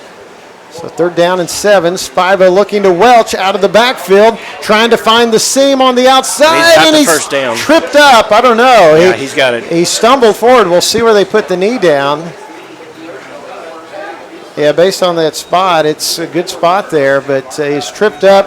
But had he not been tripped up, he'd have been gone. So it's a gain of 6 on the play. It'll be 1st and 10 from the 31. 2:48, and the Cats are knocking on the door. Spiva to throw, looking down the field. He's going to keep it. He takes off, looking downfield, and does run out of bounds inside the 15-yard line. So he's going to have about a 16-yard scamper on the quarterback keeper. 1st and 10 Wildcats. That was nothing but Cade Spiva looking back and saying, "You really going to give me this hole? Well, okay, then I'll take it." And he went right up through and got. And then they respected as if he was going to throw the ball, even though he had made the ball upfield. Here's pass to Pyle, and Pyle's going to be brought down at the 12, a gain of 3. Just quickly hit him out in the flat, and he gets about 3 yards before he's dropped. 2:21 to play in the first half, 21-7 Wildcats. Neosho on the left side with Lincoln, Howard, and Soriano. Patterson out to the right side. And it is going to be Denver Welch. Cuts it to the right side. He's to the 10, and he's brought down. Just had to get by that one last defender, but he kept him lassoed for a gain of about a yard or so. It'll be 3rd down from the 11, 3rd and about 6.5 yards to go. Well, the clock keeps running. There is a minute and 50 seconds, a minute 47 seconds left in the half. Cats would like to score one more time. Yeah, you'd like to get another touchdown. Of course, you are certainly within the range of Ebbinghaus here, but Neosho would like 7, not 3. 129 and ticking. 3rd down and 6. It's the option. The ball is on the turf and going to be recovered by the Tigers. It is. So a fumbled pitch, and Brendan Kelsey is able to land on the fumble, and Neosho, with its first turnover of the game, will give it to the Tigers with 1:21 to play here in the half. Well, we're going to change places. It's time for the Cats defense to come and play. The worst thing that can happen to us right now is for Waynesville to go down and score another touchdown and go into the locker room just one down after the Cats have kind of had their way with them the whole ball game. Because Waynesville will have the ball to start the second half. Yes, they will. So you're right. Got to preserve the momentum. Don't want it to totally swing Waynesville's direction. So the ball on the 14-yard line of the Tigers. They're reasonably spread out. And here's going to be Cato on the keeper, and it is right there, a stuff in the backfield. That was Scott and Warren able to meet you at the quarterback, and they drop him for a loss. Yeah, there's a minute and 7 seconds left, and Waynesville has one timeout left. Yeah, they've had to waste a couple of timeouts just due to disarray, once by the offense, once by the defense. They took their first time out as Neosho quickly reeled off 5 plays, and they didn't know what hit them. 45 seconds and ticking in the half. It's 2nd down and 12. Man in motion, and the ball's on the turf, and diving on it is Kelsey, but that's at about the 3-yard line. Yeah, I believe it's going to be spotted about the 1. It's either a 1 or it could be a possible safety. I believe it's going to be at the 1. So now Tigers going to have to be careful that they don't get tackled in the end zone for a safety. It'll be at the 1-yard line. And the Cats call timeout. Let's take a 30-second timeout, and we'll be right back. You're watching the Neosho Wildcats on the KNEO and Neosho Wildcat Sports Network. We all have those days where we don't want to get up. But when we have true discipline and choose to rise up,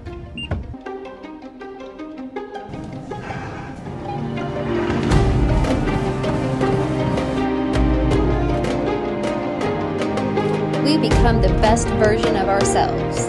To start your journey today, visit risefitnesscenter.com.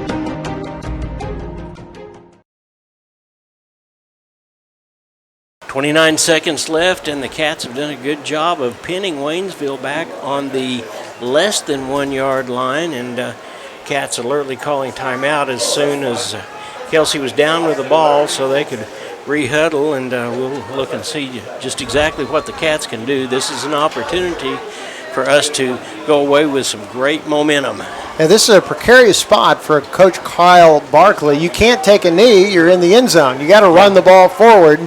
So it is 3rd down and 23 from the 1, and it's a handoff, or actually Kelsey on the direct snap does get positive yards. Will get some breathing room as he crosses down to about the 7-yard line. It'll be a 6-yard pickup. The Cats call timeout again. Yeah, because at this point, with 4th down and 17 yards to go, Neosho has an opportunity to still have a big play and maybe get some momentum back here going into the locker room. Yeah, we want to remind everybody to stay with us for the halftime show, which is being brought to you by Freeman Orthopedics and Sports Medicine. And then the end of the ball game, Coach Towdy will be up to talk to us about how he sees things from his side, and we're excited about that. And that is being sponsored by Arvest of Neosho. We'll try to have some scores from around the conference for you at halftime as well. Well, it's been a fairly dominant first half for the Wildcats. It's only been here in the last 6 minutes or so that Waynesville has been able to scrape anything together. They got their only touchdown at the 4:04 mark on a 21-yard TD run by Leland Wright, but Neosho with 3 touchdowns by Denver Welch. So now it's 4th and 17, and they'll be punting away from the shadow of their own goalpost. Well, I tell you what, Josh, I'm not real sure that I wouldn't just run the ball. Go ahead and run the ball and try to run it from one side to the other, play a little bit of keep away. Now, Neosho does have a timeout. They do get the punt off barely. Boston Patterson was back, and Neosho is just going to stay away as that ball is going to roll and be down about the 21-yard line with 13 seconds left to play in the half. So you certainly have some opportunity to tack some more points on. You really do. What a great job of clock management there by Coach Brandon Towdy and his offensive and defensive coordinator to see the opportunities that exist and take advantage of it. We'll be able to run at least one play, maybe 2, throw the ball, and maybe even set up for a field goal. We go first down and 10 from the 21 after a 14-yard punt by Waynesville. Spiva drops back, throws, has a man open, Boston Patterson, touchdown. Neosho will go up 27-7 as Boston Patterson was wide open down the right side. There was nobody in the secondary that was even close to him. Cade Spiva looked things over and says, pinch me, this is too good to be true. So everybody is on their feet over here on the Cats side, and the Cats came through and gave them a really good experience. 9 seconds left, and Ebbinghaus is ready to kick the PAT. Ebbinghaus is 3 for 3 thus far in the game.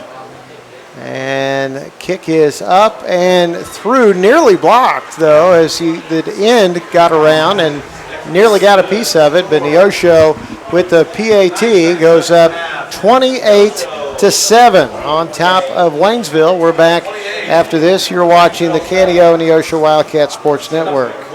KNEO would like to thank the Big Nickel for sponsoring this portion of broadcasting on 91.7 FM. The Big Nickel is an advertising shopper for thousands of different items, from automobiles and livestock to help wanted and real estate. It covers a 70-mile radius in the 4-state area and is available in area businesses each week. Located at 1931 East 20th Street, Suite 103 in Joplin, Missouri. Their telephone number is 417-624-4100. And welcome back to Bob Anderson Stadium. 9 seconds left in the half. Neosho Wildcats are up by a score of 23-7. We want you to stay tuned for the halftime show. We've got some scores in the second quarter. Webb City and Ozark are knotted up, Josh, at 7. So the Cardinals still have some fight about them. Yes, they do. The Eagles from Joplin are up on the Falcons from Glendale by a score of 28-17. And the Yellow Jackets are up over Willard.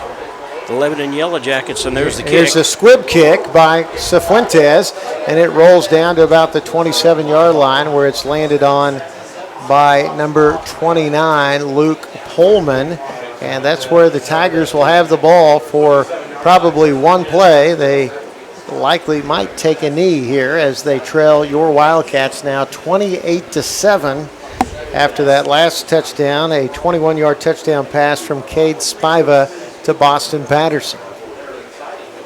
I'm looking over here at the Nixa. Nixa is ahead of Carthage by a score of 20-0 right now. So we'll see if Kyle Barkley elects to actually run a play with his Tigers, who will have the ball to begin the second half. It has been a dominant performance for Neosho. Yeah, I think you run the ball. I mean, what have you got to lose at this point? Two backs in the backfield, and it's going to be Rashad on the in around. Rashad Joshua, and he'll get about 5 yards for his brought down. Hit pretty hard, though, on that far side, and that'll conclude the first half. 28-7, Neosho with a dominant performance at homecoming. Homecoming 2024, Wildcats up 28-7. We'll take the timeout. We'll be back with our halftime coverage. You're watching the KNEO and Neosho Wildcat Sports Network. Today's Wildcat game is brought to you by Edgewood Bowling Center of Neosho, Missouri. Located at 2811 Gardner Edgewood Drive, they now have new synthetic lanes for adult and children bowling leagues and a smoke-free environment. They also have a certified pro shop and hosting for private parties. They offer Cosmic Glow Bowling on Fridays and Saturdays after 8 p.m. To learn more about Edgewood Bowling Center and their leagues for adults and children, the phone number is 417-451-4505. The Cats are up by a score of 26. Josh, I'm having trouble seeing that. 26-7. 28-7. 28-7. We've got a light out over there. 28-7, and it is halftime, and it has been all Cats. Yeah, it really has been. Neosho with 3 first-half touchdowns by Denver Welch, one from 13 yards out, one from 9, and one from 34 yards out. And it was all Wildcats all first half until Leland Wright broke free for a 21-yard touchdown for the Tigers at the 4:04 mark. But Neosho got the exclamation point when Cade Spiva found Boston Patterson wide open on a 21-yard touchdown pass. And that was after good defense by Neosho forced the Tigers to a 4th and 17 from their own 7. They had a 14-yard punt. Yeah, it was almost blocked. Almost blocked, and then Neosho capitalizes on the very first play. Well, one of the things the Cats seem to do every time we come back with a turnover, whether it's a pass, whether it's a fumble, no matter what it is, we get the ball back, we resettle ourselves down, and we go for a play to win, and that's exactly what happened that time. Well, we've really been efficient. We had the one fumble on a pitch play. That was really our only mistake offensively to speak of, and then the defense was pretty stout as well. Yeah, it is. We're going to take time out for the halftime show. The halftime show is being brought to you by Freeman Orthopedics and Sports Medicine, and we will be back, and we'll talk a little bit more before we have the kickoff. And Waynesville gets the ball, don't they? Yes, they do. All right, we'll be right back after this. You don't have to look very far to find bad news. It seems to be everywhere. In our news feed, in social media, on our favorite TV shows, and even in our hearts. You're away from God. There's no peace in your heart, no joy, no security, no real happiness. Billy Graham. There's problems in your home, problems in your business, problems in your personal life. You're in the grip of some terrible habit. But in the midst of bad news, there is good news. God will reach down into the mire of sin and pick you up by his own strength and change you from the inside out. God will not give up. He loves you too much. And he says, I want to save you. I'll restore you. I will give you a joy that you never had before. If you could use more of that good news, then go to findpeacewithgod.net. It's from the Billy Graham Evangelistic Association. KNEO would like to thank the Big Nickel for sponsoring this portion of broadcasting on 91.7 FM. The Big Nickel is an advertising shopper for thousands of different items, from automobiles and livestock to help wanted and real estate. It covers a 70-mile radius in the 4-state area and is available in area businesses each week. Located at 2918 East 20th Street in Joplin, Missouri. Their telephone number is 417-624-4100. The The Wildcat Minute is sponsored by Freeman Orthopedics and Sports Medicine, the official sports medicine provider of the Neosho Wildcats. Welcome this week to Wildcat Minute. I'm John Ball, and we have the athletics/activities director. How's that, Keith? That's perfect, John. Keith Kilgore is in a new position, come from Rogers, Arkansas a little bit. Keith, tell us a little bit about your background and what led you to Neosho. Well, John, first I'd like to say thank you for having me and appreciate KNEO for the coverage of Neosho athletics. And the question, a little bit about me. I've spent 30 years in the field of education, and I've been at all levels, from a teacher, coach, to a building principal, an assistant principal, to district administration. And my last 7 years, I was the director of athletics for the Rogers Public Schools. I've been married for 32 years with 2 children and 5 grandchildren. Of those 30 years, I coached for almost 20 at various spots, and I was the head coach at Gravett High School. I was the head coach at Bentonville High School, and my last 7 years was spent as the head baseball coach at Heritage High School. So my hope is my 30 years of service in education will be useful to help mentor coaches and as well as athletes here at Neosho High School. Well, from a guy that's sitting up in the box most of the time, a couple of things that I've noticed. When we were at Lebanon the other night, we had some pep buses, and it's been a long time since we've had pep buses, and I think that just kind of adds. Of course, being 3-0 for a football team that hasn't been that way since 2010, it's real easy to get excited, isn't it?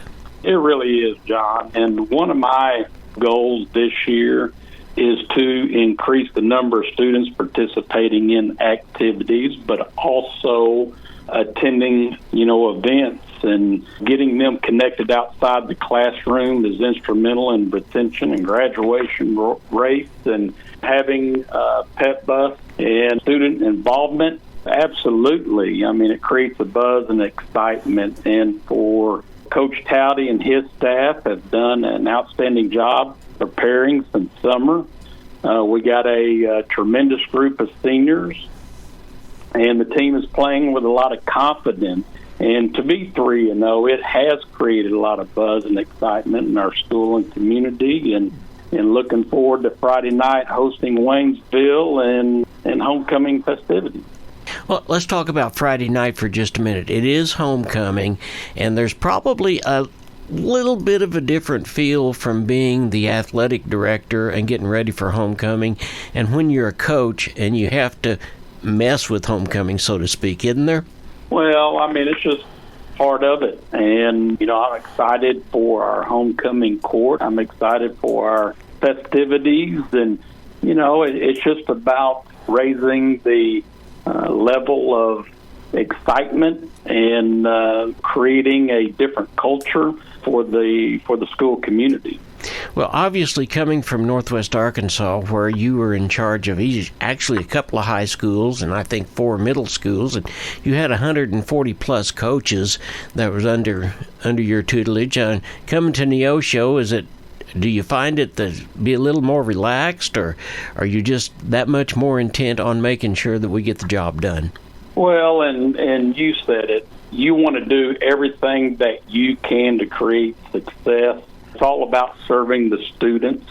And whether you have 140 or you have 60, you give everything that you have, and you do it to the very best of your ability. And some of the initiatives that we started this year, we introduced the Wildcat Athletics Captains Council, which consists of athletes in training to become better leaders of their peers and set the standard to elevate high expectations on our campus.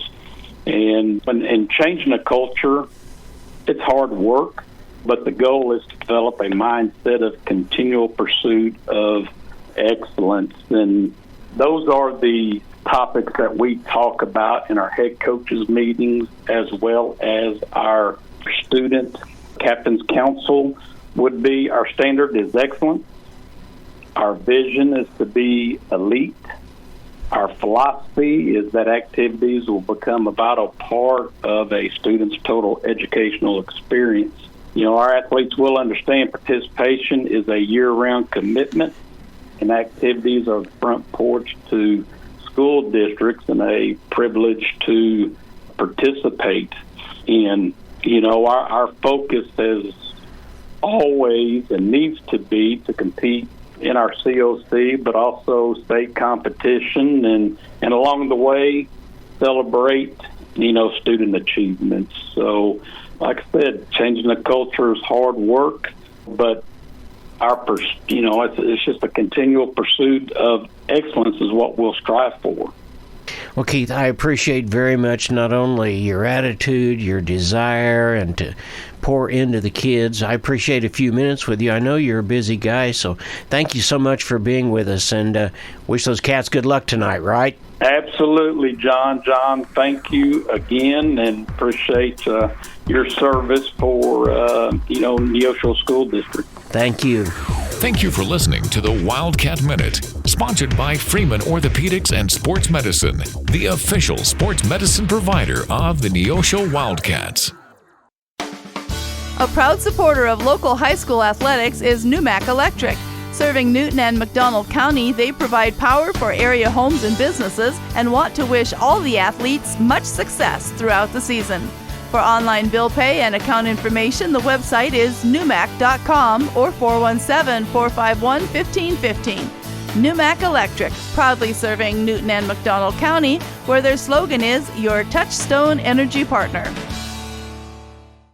If you're a weekend warrior who likes to go, go, go, don't let pain put the brakes on your pace. When you need help with an injury that keeps you from moving, you want an orthopedic team with a proven track record. Freeman Orthopedics and Sports Medicine is nationally recognized and were recently named CareCheck's #1 hospital in the market and top 10% hospital in the state for hip fracture repair. Freeman Orthopedics and Sports Medicine, the experience you need to keep pace with life. A nonprofit organization, a sponsor of high school sports.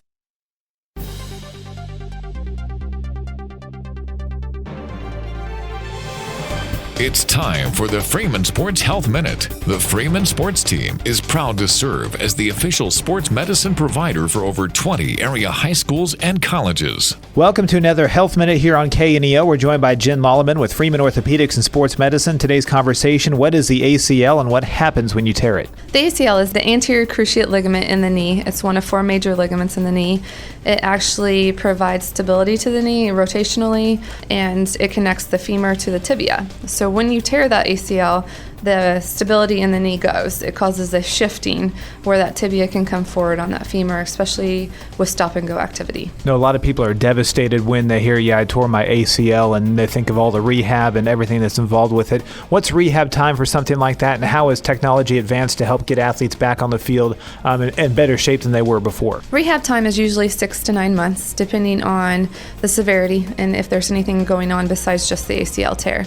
The advances are the surgery. The surgery's gotten a lot better in the last 20 years for a faster recovery time to get moving again. It used to be where the athlete would be non-weight bearing for a couple weeks. Now they're walking the next day, and they can do a hamstring graft versus a patellar tendon graft, which is an easier recovery time as well. For the Freeman Sports Health Minute, I'm Adam Winkler. This portion of the game is sponsored by First Community Bank, with 2 Neosho locations, 111 East Main Street and 3005 Gardner Edgewood Drive. For personal or business banking services or for loan information, their phone number is 451-3222 or 451-2025 or online at firstcommunity.net. First Community Bank, where their slogan is, where community comes first. Member FDIC, Equal Housing Lender. Happy Egg, based out of Rogers, Arkansas, has been a local business for many years with their free-range farms. They are now taking applications for prospective growers to raise hens. If you have 10 acres of land and are interested in learning more information about becoming a Happy Egg grower, their website is happyegg.com/grower or by phone at 479-925-8855. A supporter of community broadcasting on KNEO.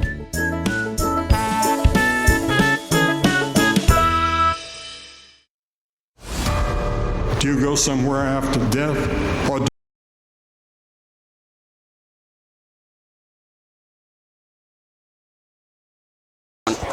Welcome back to Bob Anderson Stadium. Got a little opportunity to see the amazing Wildcat Band out there as they're entertaining everybody for homecoming night and doing just a great, great job. Cats come back and they kick off to Waynesville, but the score is 28-7 in favor of the Cats. Josh, one of the things that's going on around the conference is it's halftime, and the Nixa Eagles are at Carthage, and they're beating them 20-0. Oh, wow. That's vitally important to us, because if we win and Carthage were to get beat, then that would put us at the first seed. I realize it's real early, but in district playoffs. Well, and our season will end at Carthage, the regular season, Yes, it will. and that will certainly be a huge matchup, and that is probably the marquee matchup of the week this week with Carthage and Nixa, because both of those teams have looked really stout early on. I'm a little surprised it's 20-0 in spite of how strong Nixa has been in recent years. Carthage was looking very good, but they really are. But I tell you what, Coach John Perry, Nixa did something not everybody does. They not only went out of the country, they went out of the state and went to Mississippi to pick him up. He had a winning record down there, and he came in, and the things that are happening at Nixa, I mean, they have a nice facility. They'll shoot off fireworks every time Nixa makes a touchdown, and the community is certainly behind Coach John Perry. And besides him being a great football coach, he's a great man as well. He absolutely is. He's built a great program, and as it stands now, it looks like they're the team to beat in the COC, but we'll see how these Wildcats factor in, because it's been a strong start to the season and a very strong start to this game. I mean, we have looked head and shoulders better than Waynesville right from the opening kickoff. Yeah, we really have, and you can hear the background. There's an awful lot of hubbub up here in the press box, mostly because it is homecoming and a lot of things are going on. A couple more scores around. The Republic Tigers are beating the Kickapoo Chiefs in the first period, 14-7. Joplin Eagles are up over the Glendale Falcons. A game of couple of birds, and the score is 27-14. Look over here in the Big 8. In the Big 8, Lamar 18 and Cassville 20 at halftime. Labette County Huskers 28 and the Aurora Hound Dogs 7. Seneca Indians just literally having their way. It's still the second half over with Monette Cubs 48-0. And there's a ball club that just keeps on rolling and keeps on rolling. Mount Vernon is up over the New England East Newton Patriots. I said New England. Yeah, that would have been impressive. Yeah. 14-6, and that's still in the second half, so they're not in halftime there. But those are all good scores, and gives us a chance to kind of look things over. Waynesville is coming back out. They're standing down on their part of the field. There's going to be 4 minutes and 6 seconds left. Why don't we take another timeout? And we will be back. You are watching the Neosho Wildcats, the Neosho Wildcats Marching Band on the KNEO and Neosho Wildcat Sports Network. Insurance Benefits Consultants now has 2 locations to serve you. They're located at 1009 South Neosho Boulevard in Neosho and at 701 Northwest McNelly Road in Bentonville, Arkansas. They are proud supporters of the KNEO and Neosho Wildcat Sports Network. They provide Medicare and Medicaid supplemental policies, as well as life, health, and group health insurance plans from companies like Allstate and Colonial. For more information, call 417-451-4244 or in Arkansas, 479-431-5226. Tally Tire at 18152 East Highway 86 is a proud supporter of local high school athletics. Tally Tire is your full-service car and truck headquarters. They carry name-brand tires such as Nexen, Mastercraft, and Uniroyal, ATC camper shells and bed covers, and do oil changes and tune-ups. Call Tally Tire today for all your automotive needs at 417-451-0457 or online at tallytire.com.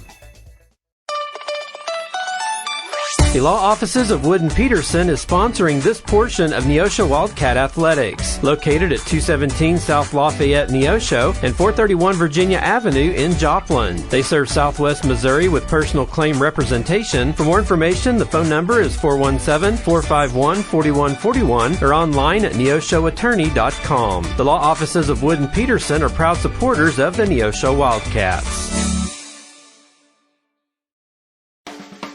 A proud supporter of local high school athletics is Numac Electric. Serving Newton and McDonald County, they provide power for area homes and businesses and want to wish all the athletes much success throughout the season. For online bill pay and account information, the website is numac.com or 417-451-1515. Numac Electric, proudly serving Newton and McDonald County, where their slogan is Your Touchstone Energy Partner. The Sports Locker, located at 1206 Neosho Boulevard, Neosho, is a proud supporter and supplier of Neosho Wildcat Athletics. Open 10 a.m. to 6 p.m. Monday through Friday and 10 a.m. to 3 p.m. on Saturday. They carry all the biggest brands, including Under Armour, Nike, and Adidas sports apparel and equipment. Be sure to check out their Facebook page at Sports Locker Team Sales and Specials, or their number is 417-451-9300. Proud supporters of the Neosho Wildcats.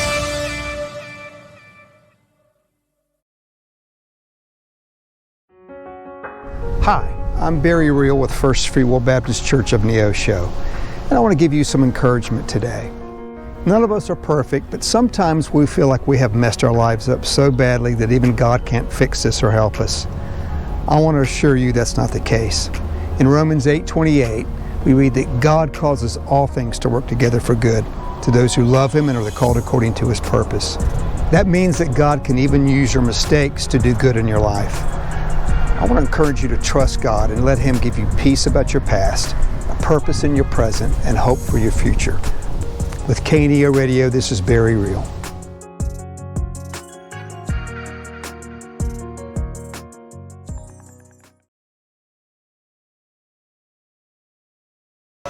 Welcome back to Bob Anderson Stadium. The Cats are now out and doing some warming up, and we certainly, Josh, want them to warm up as much as they can, as well as Waynesville. We do not want anybody hurt in this ball game, do we? No, it's almost deceiving to say that. I mean, I'm sure they're toasty because it's still 82 degrees down there, and on that field turf, it's probably even warmer than that. But yeah, you do want to get stretched out in good order, get those muscles with some blood moving, because we need to have a healthy second half, and hopefully it will go about as well as the first half, because really both offense, defense, we only had one breakdown for each side of the ball. Had a fumble late in the first half offensively, and then defensively we only gave up one successful drive to the Tigers.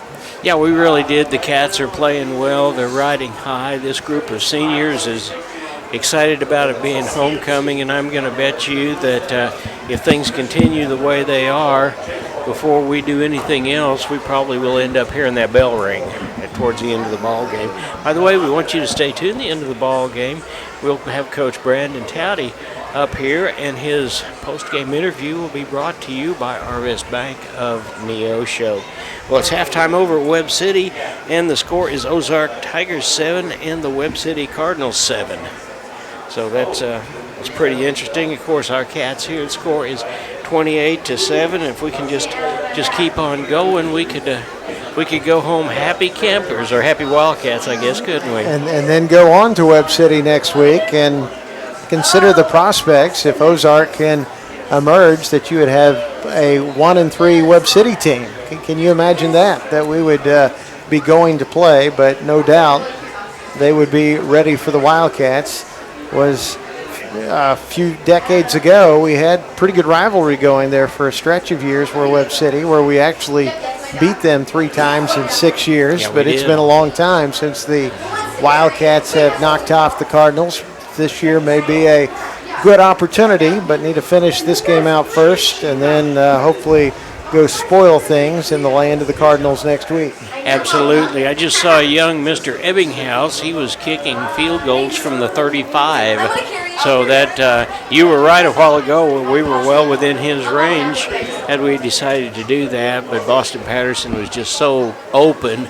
There's no way you could do anything but throw the ball to him. That was almost a gift-wrapped touchdown for the Wildcats, and Neosho getting ready to kick the ball off to the Waynesville Tigers. Neosho will be going right to left on your internet dial if there is such a thing. Wildcats with 3 touchdowns from Denver Welch in the first half, one from 13 yards out, one from 9 yards out.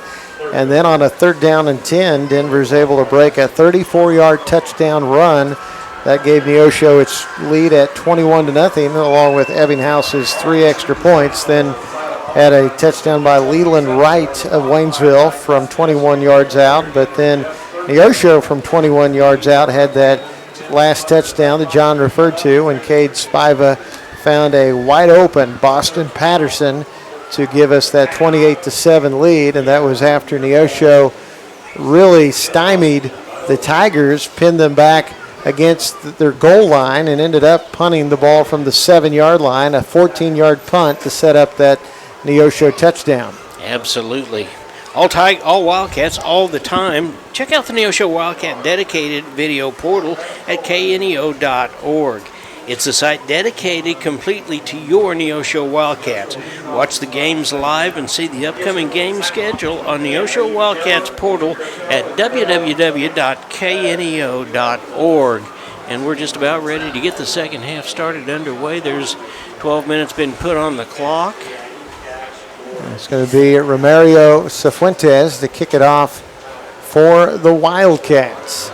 28-7, and here we go. 3rd quarter's underway with a nice kick. It's going to drive the return man back to the 7-yard line and up the near side, and going to finally be brought down with a big hit on the end, as that was number 21, Lincoln Howard, put a beat down on number 31, Caden Wilson. He took the worst of that collision.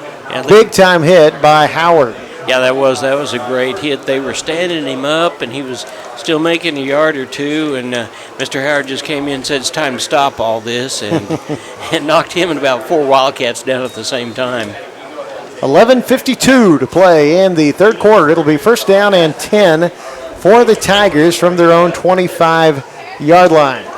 Hey, everybody at the Neosho Daily News says good luck to the Wildcats and go for that win tonight.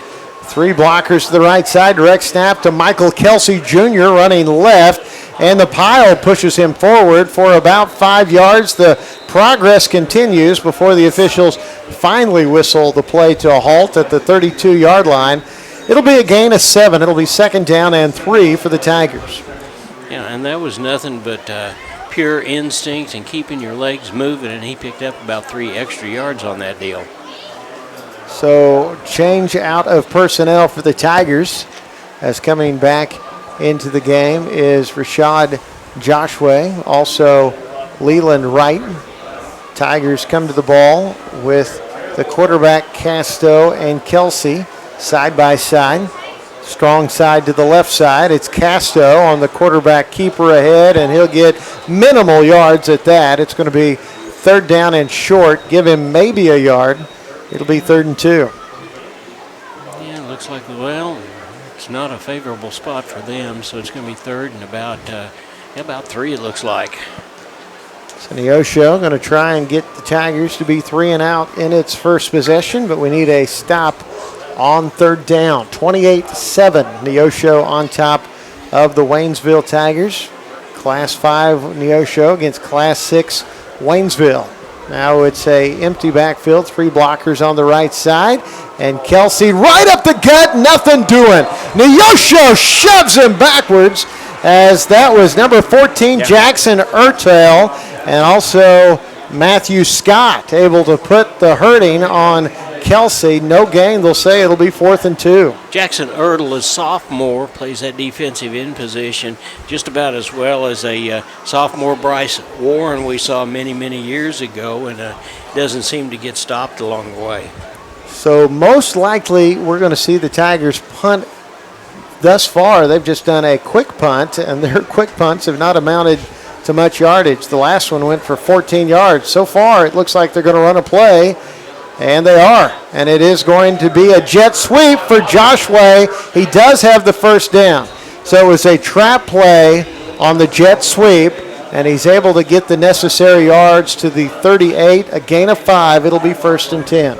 Well, a nice job of deception that time by Waynesville. They caught the Cats overlooking. I'm sure that they all got up the line of scrimmage, and the Cats were thinking, wait a minute, this is a 4th down. What's going on here? So now we get to continue to stay out on the field for at least another 4 downs.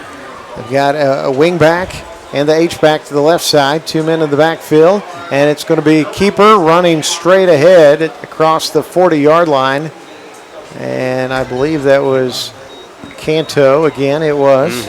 It was. Or Casto, Brian Casto with the short run of 2. It'll be 2nd down and 8. 8:54 to play in the 3rd quarter. Waynesville running plays in from the sideline. They have yet to throw a pass in the ball game. No, and I don't think they threw one last week against Willard either. Leland Wright, he's the wing on the far side. He comes in motion, and he'll take the handoff on the end around, and he stood up and coming down. Soriano and Bryce Warren with the stop. Soriano kept contained until Bryce Warren came over and finished him off. No gain. It'll be 3rd down and 8. Well, it was a nice job. The Cats were waiting on it that time. They were ready. Soriano was up there, and Warren just helped him finish it off. So now a big 3rd down play for the Waynesville Tigers. 8 minutes to play in this 3rd quarter. Neosho in firm control at a 28-7 advantage. And it's going to be, well, running Josh Way off the field. And it's going to be a handoff on another trap play for Wright. And he's hit and dropped about the 44. He'll get about 4 yards. Actually, that was the same play that they scored the touchdown on in the first half. But this time it's contained to a 5-yard pickup. It's going to be 4th and 4, so we'll see what they do this time. They went for it on the last 4th down play in their own territory. So I think you have Coach Kyle Barkley recognizes the urgency of getting points now and not falling behind any further from Neosho. So they're going to go for it again. 4th down and a long 3. Strong side to the right side. 2 backs in the backfield. And it is going to be a pass play. Looking downfield for Wright. It's going to be overthrown, as actually streaking down the field was Isaac Avalanya, and it was overthrown. That was a slow developing play, and there was a flag, I believe, but it will be declined if that is indeed the case. Probably a hold.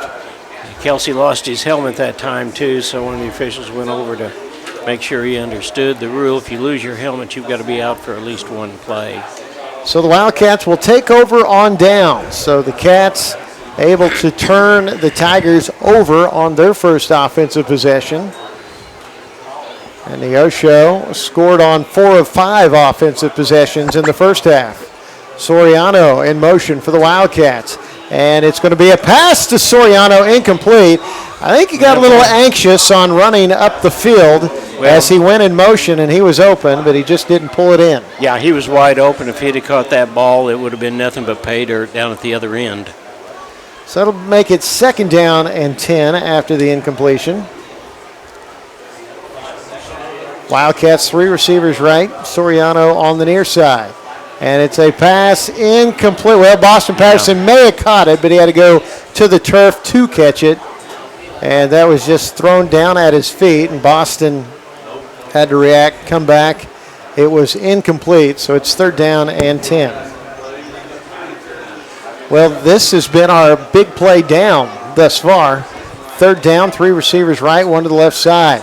Spiva straight drop, now rolls right. Looking downfield, heaves it deep. It is overthrown, intended for Brock Pyle. Really, I think just throwing that away. Yeah, as there was nobody really open. And Neosho, for the first time tonight, is going to punt. Well, the Cats were 13 of 17 on 3rd down conversions last week. So, that seems to be a little something that that kind of gets us going a little bit more. Okay, we're going to have to do some research here. We got number 31 punting, who's not on my roster for the Wildcats. And we got a whistle and a timeout on the field. Timeout taken here with 6:30. No, we're going to have a penalty against the Tigers, but still yet, it's still 4th down. Now Neosho's going to go for it. Wildcats going to go for it. 4th down and 5 from the Tiger 40. So we had, and there we go. That's 2 straight offsides penalties. Neosho going from 4th and 10 is going to get a first down on back-to-back offsides penalties against the Tigers. Yeah, the Cats have done. I don't know if they'll get. They should get the first down. We'll see. Yeah, well, there's no reason they shouldn't, because the 3 previous plays were all incomplete passes. So the ball line of scrimmage should not have moved in theory. Now you get 2 5-yard penalties. It should be 1st and 10. Yeah, it is. You are absolutely right. The Cats get a first down, and we get to continue. They're taking the opportunities as they come to us. Soriano in motion, and we pitch it to him on the end around. He does get the corner, and he's knocked out of bounds after a gain of about 8. Boy, Noah Soriano can fly on that reverse play, and he does get close to first down yardage. It'll be 2nd down. Well, where are they going to put the ball down? About the 27-yard line. It'll be 2nd and 2. Yeah. Now it's going to be Welch right up the middle. Breaks a tackle, goes to the outside. Trying to cut back 5, breaks a tackle. Did he get in? No, he did not. No, he fell out of bounds, lost his balance inside the 5 at about the 3. A 24-yard run for Denver Welch. Well, I think Denver Welch probably had an opportunity to see what Kelsey did last week in getting the 215 yards, and he thought, you know what? It's time for me to show who I am a little bit. Spiva running right. He's thinking end zone, and he's in there. Going to be a touchdown Neosho as Cade Spiva rounds the corner and into pay dirt. It's 34-7 on the quarterback keeper. 6:19 to play, 3rd quarter. Neosho with a commanding lead. So Ebbinghaus going to try and attempt the point after. Yeah, Chase Kivett will be holding, and Chase Kivett also is a backup quarterback. So, and we've not seen him have to throw the ball yet, but he has the opportunity to do that or run should there be a breakup. But Ebbinghaus is so consistent. Ebbinghaus trying to kick his 20th extra point of the year. I think they got a piece of it. Did it get over? It still got over the upright. So it is 35-7 Neosho on top of Waynesville. We take the timeout. We're back after this. You are watching the Canio and Neosho Wildcat Sports Network. The Roper Kia 4-State Sports Report will provide up-to-the-minute scores and highlights from around the 4 states.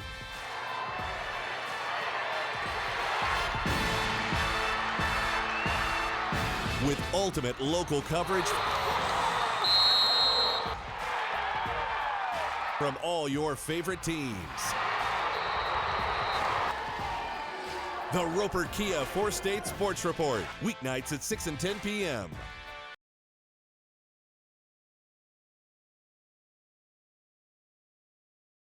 Welcome back to Bob Anderson Stadium. 6 minutes and 19 seconds left, and the Cats are getting ready to kick off again. This time it was Cade Spiva around the end for the touchdown, and the Cats are up by a score of 35-7. We're told Dane Arthur was the young man that was going to punt the ball. Of course, we didn't have to because we got a couple of offsides and got the first down. Well, and we've got another fellow that's not on the roster, number 32. He's going to have a nice kick, and it's through the hands of the return man. It's going to be a touchback as number 3, Brandon Polizzo, could not latch onto that. So a productive kick there by number 32 of the Wildcats, and the Tigers will have it 1st and 10 from their 20. Well, we'll see if we can find out exactly who that is. But the Tigers from Waynesville are going to set up on their, what are you doing here? 6:16 to play in this third quarter. It is 35-7 Neosho on top of the Waynesville Tigers, and it's been all Wildcats. Yeah, there's no doubt about it that the Wildcats have just had their way this whole ball game, but we need to finish it out in style. We need to get some high scores. This is a Class 6 school, and there's a good chance that if we continue the way we're going right now, we could be first in the district, especially with Carthage getting beat right now. Tigers with 2 men in the backfield, side by side, and it's going to be Kelsey running the ball up the middle. I've had a little daylight, and he's across to the 30-yard line. And you can tell he's quick. You don't have to give him much room, and he will exploit. He gets 10 yards and a first down. Well, I tell you what, I'd like to start down here at the 1-yard line and put him and Serrano together and see who gets down to the other end first. It would be a fun foot race to watch, no doubt. Serrano has run the 100 in 10.6. That's some pretty fleet feet. That's moving on, isn't it? First down and 10 from the 30-yard line. At the wing to the right side, H-back to the left side. It's going to be Kelsey with a step-back cut, and he gets to the middle of the field again before he's dropped. Boy, he is so quick. He was hit, I believe, by Brody Crane and then able to still move forward, and he's got first down carries on back-to-back runs, and he comes up a little gingerly. Well, and he's up, and he's going to limp to the sideline. Yeah, I tell you what, he just put his shoulder down, and very few people can run over Brody Crane that way, and we see him coming off for a break or two, but Brody Crane is one of those that'll give you a good pop and wake you up, no doubt about it. 5:33 to play in the third, so it's first and 10 from the 40. Man in motion, and it's going to be run left side for minimal yards. That's number 31, Caden Wilson, for the Tigers. And he'll get it down to about the 43. It's a gain of 3. It'll be 2nd and 7. We haven't seen him in the ball game yet, so we may be seeing before this is over with it's a lot of new faces. Looks like there's some clean white shirts over on the Waynesville side right now. I believe we've got Kelsey Jr. back into the game already. Hard to keep him out. Yeah. They line up in the pistol formation. 2 receivers on each side, and it's a pass out into the flat and a short gain. Just a little sideline route. And I think that was Josh Way, number 19, on the reception. Yeah, Trey Harden had a great opportunity to be able to stop him and turn him the other direction, but it was for naught, so he picked up a couple of yards. Gain of 2. It'll be 3rd down and 5 for the Tigers. 4:18 to play in the third quarter. Looks like we've got a timeout on the field. This looks like an official timeout, and it'll be so we can get a little breather, get some water on this hot night in Neosho. 35-7. We'll take a quick break. Back after this, you're watching the KNEO and Neosho Wildcat Sports Network. You found it, the ultimate car wash, the one that leaves your vehicle looking brand new every single time. Do we have a prep team that pre-washes? You bet. Over 300 ports applying soap to your vehicle? Yes, sir. 40 high-pressure nozzles providing over 2,500 PSI of pressure? Who wouldn't? Buff and dry features that dry your car along with combined 100 horsepower blowers? Try 150. Be careful, we might just blow you away. McKay Quality Roofing is a proud supporter of KNEO Radio and the Neosho Wildcat Sports Network. They are located in their new offices at 8115 South Neosho Boulevard. They specialize in roof removal and replacement of residential and commercial properties. In order to serve you better, they have offices in Neosho, Cassville, and Grove, Oklahoma. Call McKay Quality Roofing at 417-455-3326 for a free quote, or online at McKayQualityRoofing.com for more information. And go Cats! And we've got 3rd down 5 for the Tigers. We come back out of the timeout, and they run right side with Kelsey Jr., and he'll pick up a first down on about a 7-yard gain as he pushes across midfield to Neosho territory. So it'll be 1st down and 10 from the 49. So the Tigers have got 31 yards on this drive. This has by far been their best drive of the game, but they are down 28 points to your Wildcats. Yeah, they are, and there's a lot of sportsmanship out there right now. You see Trey Harden patting Kelsey on the head, and you see a lot of their players picking up and patting us, and everybody knows exactly what's going on here, but the sportsmanship is just pretty phenomenal right now. And it's going to be Casto on the keeper as he faked the handoff, and he'll get about a yard, and that is it. As Neosho, pretty stout in the trenches tonight. It'll be 2nd down and 9. Well, I tell you, Bastide's in the middle over there, and it's a little difficult to move him, as well as Scott. Matthew Scott comes in and is helping us out. He's made some really nice tackles tonight. Neosho getting some play from Nathan Rogers in there. I think he was part of that play as well. Couple receivers right side, handoff coming back. Again. There it is with Leland Wright, and he's going to get about 7 yards. It's a quick hitting trap play, and they do get down to the 41, so it's a gain of 7, but it's going to be 3rd and short, 3rd and about 2. Yeah, I tell you, that's the most successful play that they've had so far in the ball game. In fact, as you said earlier, they had a touchdown on that exact play. So 3rd down and 2. See if the Wildcats can force the Tigers into a 4th down, although they've went for their last 2 4th downs. And you got 3 blockers there on the right side with only Kelsey receiving the snap. He runs left side. He'll get the 1st down. So they went heavily imbalanced to the right side, and he ran to the weak side and does get the 1st down yardage to the 37. It's a gain of 4. It'll be 1st and 10. Yeah, nobody in this ball stadium is leaving yet. They're here to soak in every minute, and rightfully so. 2 minutes and 18 seconds left. We'll be about down to the 2-minute mark by the time they get ready to hike the ball here in the 3rd quarter. So 1st down and 10. Casto and Kelsey. It's Kelsey, he had to jump on the ball. That was a bad mesh between Casto and Kelsey, and he got down on it. But, we have a Wildcats a little slow getting up. Yeah, and I'm not sure who that is. Yeah, he's hurting. We're going to take an injury timeout. 1:55 to play in the 3rd. Neosho leads 35-7. We're back after this. You're watching the KNEO and Neosho Wildcat Sports Network. The Neosho Area Chamber of Commerce invites you to download the new Experience Neosho app, available for free on the Apple and Google Play Store.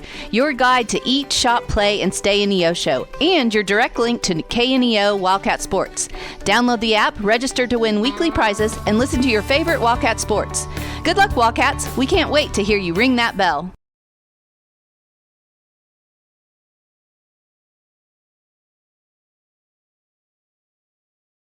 At the Hillcrest Church of Christ, we're striving to be His own people, eager to do what is good. Join us for worship at 10 and 6 Sundays, and for class Sunday morning at 9 and Wednesday evening at 7. You're sure to find a warm welcome and friendly people seeking to please God according to His Word. Wildcats, join us every Tuesday morning before school for Devo and Donuts at 7 a.m. Learn more about the Hillcrest Church of Christ at neoshochurchofchrist.org. Welcome back to Bob Anderson Stadium. Trey Harden was shaking a little bit, but he's up and he's running over here on the side, and we're getting ready to go with 2nd down. Looks like it's going to be 2nd and 11 for Waynesville. I like Trey Harden. Made sure he ran off the field with his head up. He wanted everybody to know he was okay. And Kelsey, he's the lone man in the shotgun with the loaded right side, and he's trying to follow blockers, but he ain't getting anywhere because Brody Crane says, young man, let's go back the other way here. And that was number 19. Yes. And that was kind of that jet sweep along that side, wasn't it? It was. A lot of misdirection. I think it's still Kelsey on the carry, but boy, Brody Crane, he's kept him dead in his tracks, and it'll be now 3rd down and 10. From the 37-yard line, 1:05 to play in this 3rd quarter. The Cats need to get another score and get that clock going. Casto, and he'll hand off on a play coming back right side. Leland Wright breaks the tackle. He has one man to beat, cuts back, and he's trying to push forward at the 3 and finally pulled back with a nice stop. Was that Dylan Tyler? It was. Able to stop him inside the 5. That was sheer willpower to pull him back. It really was. I think he wanted to pick him up and suplex him, but it didn't work out. Well, it's exactly a 35-yard run by Leland Wright. He's their star of the game so far. He is. That's the second time that has happened, and it's wide open. The Cats' defense have got a little work to do now. This will be first and goal from the 2. I think you got to give the ball back to him, reward him. You would think so, wouldn't you? Man in motion, but it's Kelsey straight ahead and a touchdown. So that's going to be Waynesville's second touchdown of the game with 27 seconds to play here in this third quarter. It's 35-13. They're stopping for just a minute, and everybody, I'm not sure. Okay, we're going to get ready. We're going to kick the PAT. It's just taking a minute or two. So Ace Long is the kicker. He's going to try to kick out of the hold of Brian Casto. 2-yard touchdown run by Kelsey. Holds down. Kick is up. Barely got it off. Yes, that was nearly blocked. Coming around the left end was Phoenix Radigan. And Radigan nearly blocked it, but they do split the uprights. It is 35-14, Neosho on top of Waynesville. We're back after this. You're watching the KNEO and the Neosho Wildcat Sports Network. The Freeman Family YMCA is a proud sponsor of high school sports. Serving the four-state area, the Freeman Family Y believes in putting Christian principles into practice through programs, building a healthy spirit, mind, and body. With 2 locations to serve the area in Grove, Oklahoma, and Neosho, the Freeman Family Y open 5:30 to 9 Monday through Saturday, 1 to 5 on Sunday. For more information, you can go online to ymcaswmo.org or call us at 417-455-9999. Singing is my career and my calling, but I'm also a mother of 4. And as entrepreneurs, we weigh the cost of every decision. Medical bills are no longer a worry for our family, so I can focus on my calling. And our family. Joining Christian Healthcare Ministries was one of the best decisions we ever made. We're the Blair family, and this is our CHM story. Choose your doctor without network restrictions, all at an affordable price. Enroll anytime at chministries.org/enroll. Now, welcome back to Bob Anderson Stadium. 27 seconds left. Ace Long is getting ready to kick the ball off for Waynesville, and the Cats will receive it. The score now is 35-14 after another touchdown by Waynesville. And Neosho Soriano and Kaysen Roan back for the return.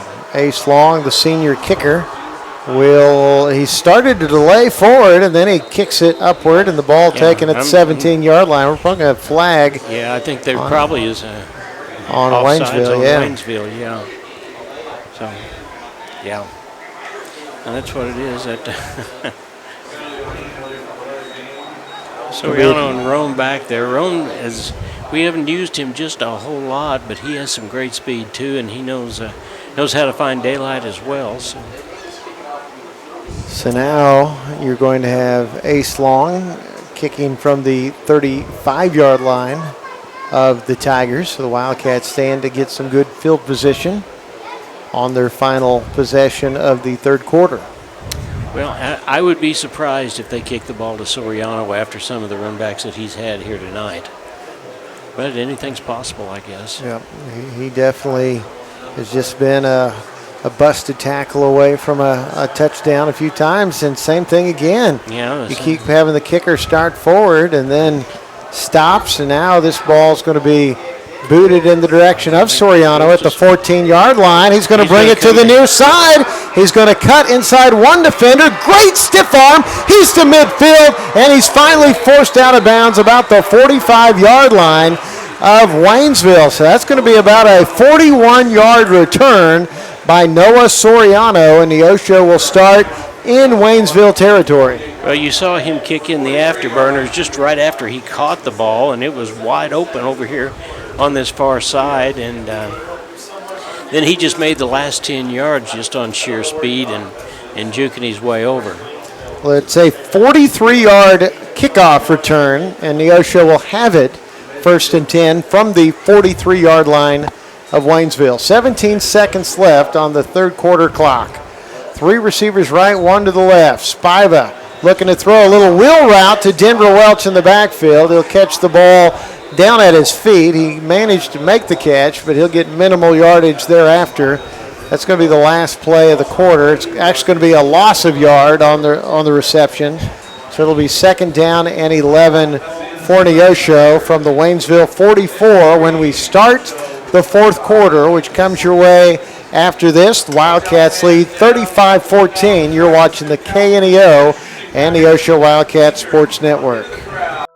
Being a Lion comes with a reputation for excellence.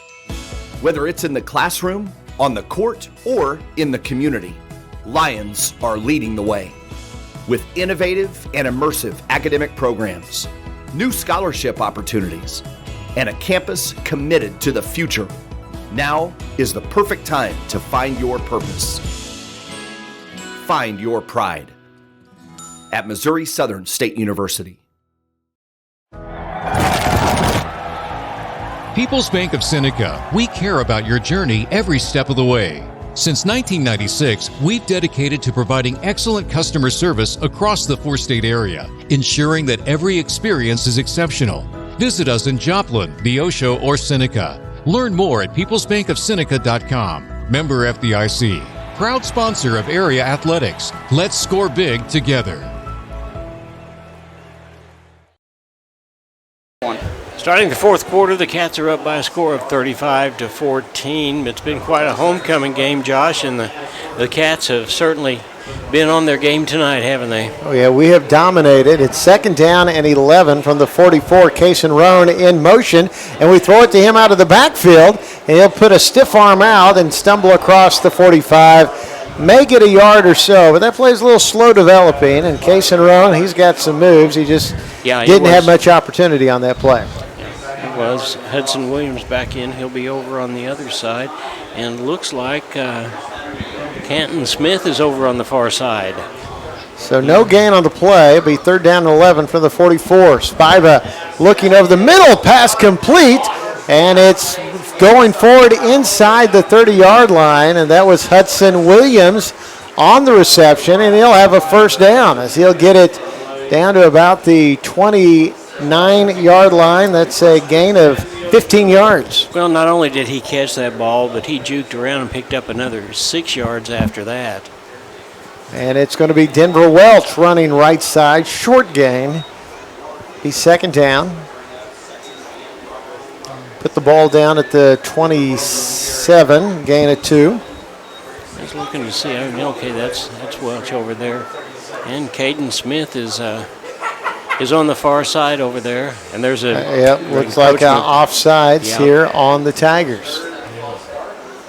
Neosho had a costly penalty in the first half that gave the Tigers a 1st down, but other than that, we've played fairly mistake-free, at least in terms of infractions, whereas the Tigers have really been hurting themselves. That will be 5-yard penalty, makes 2nd and 2. Soriano back in the game and Smith out for a couple of plays, and we are setting up, and for 2nd and 2, as you said. Brock Pyle over here on this side.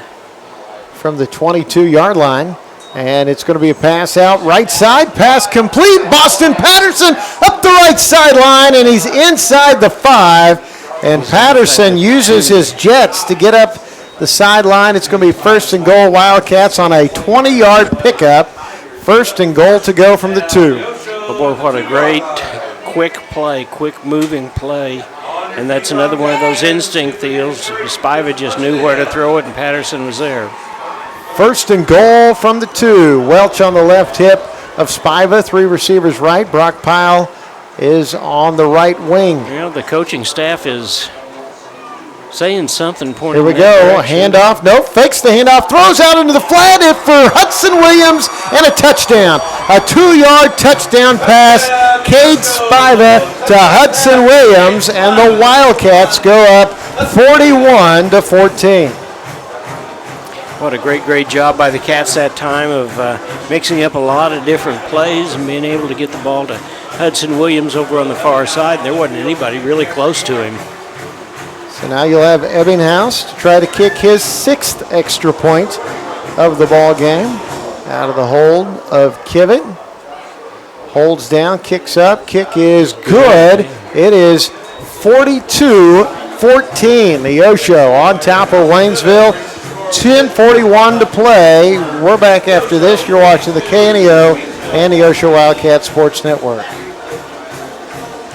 Happy Egg supports the family farmer because they've seen the difference a choice like this can make. Now you can grow for Happy Egg and choose to raise hens the right way, the happy way. When you grow for Happy Egg, you're growing for a family-owned and operated business. You're raising happy hens on 10+ acres who will lay happy eggs.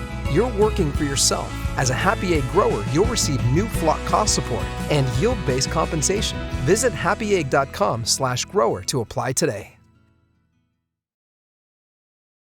Walking around in the red dress. 42-14. Yes. Is that the homecoming queen? Yes, it is, because she's also the manager of the football team. So she's out there managing in her long dress. 42-14, 10 minutes and 41 seconds left. Cats are getting ready to kick off again.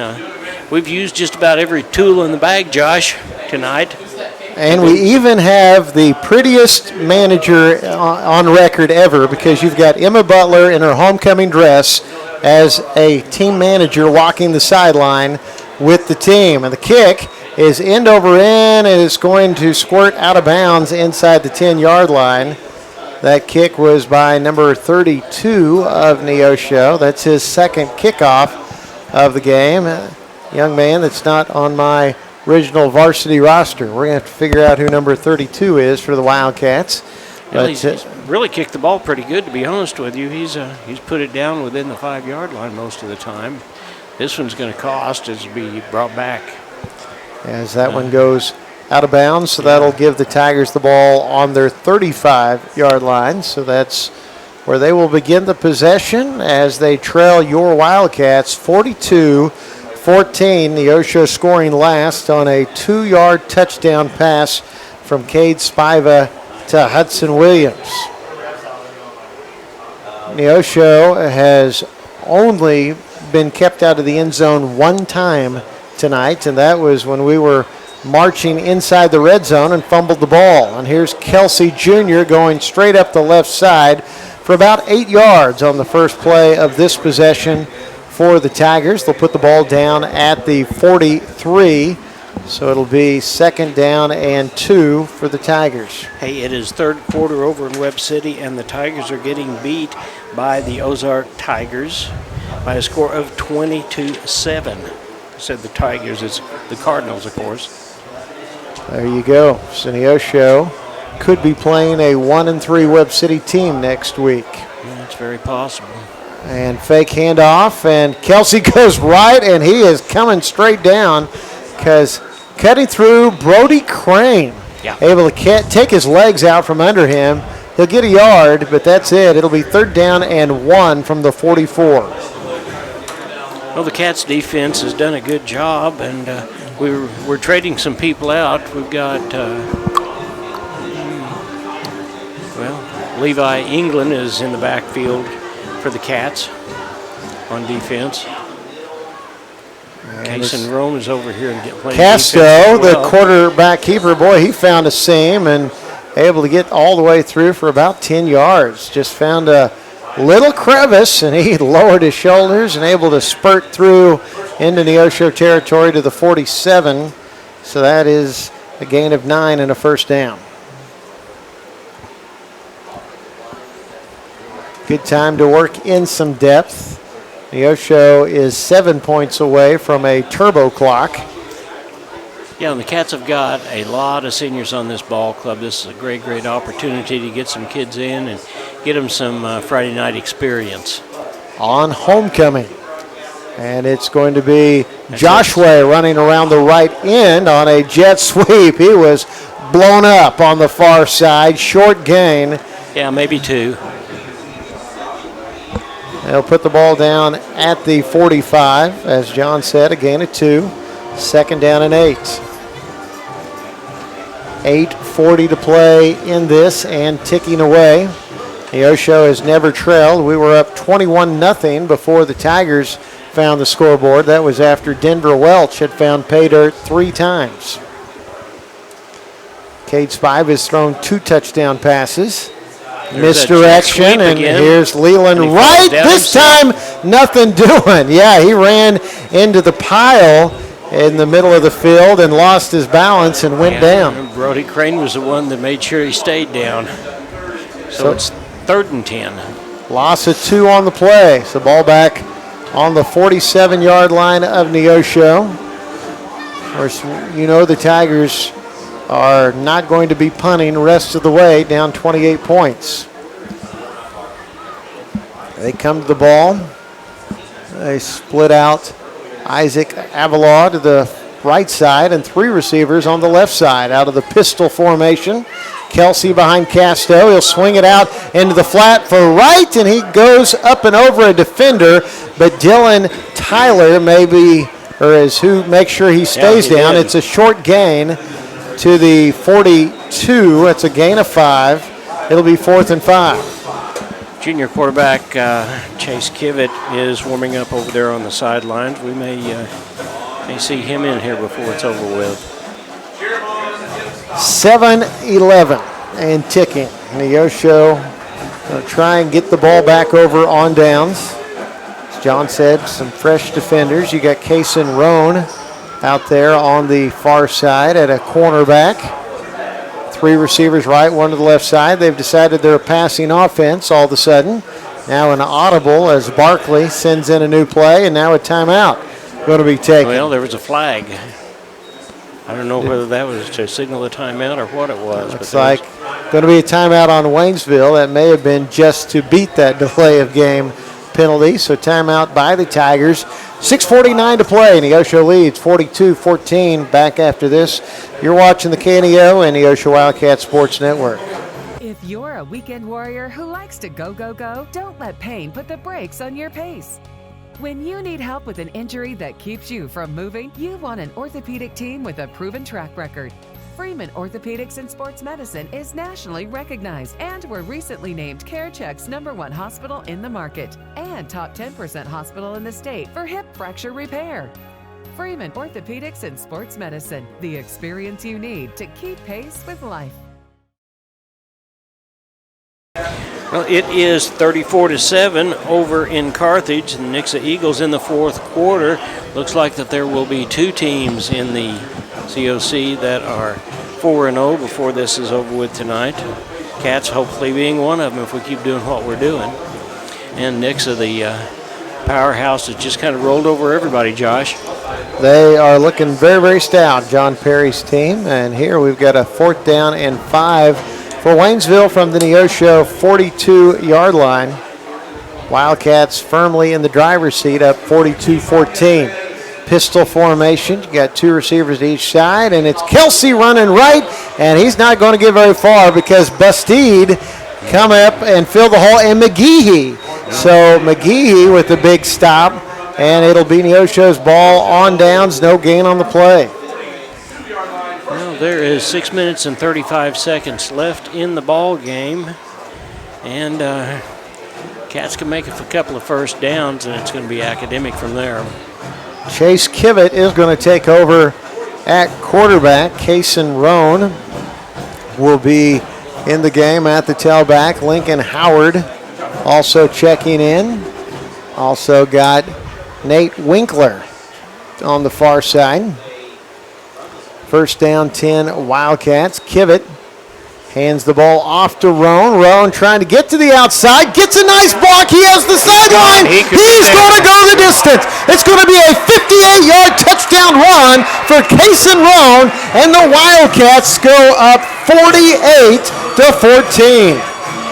Well, you knew we talked about Kason Roan. He's jumped in there 2 or 3 different times. He's kind of been overshadowed by Denver Welch, but we know that he's got some speed, and he absolutely showed it there. And there's fireworks going off on top of the hill as the Cats score again. Oh, is it coming back? And maybe It's coming back. We're marching it back. I didn't see the flag. I didn't see a flag either. I'm not sure exactly.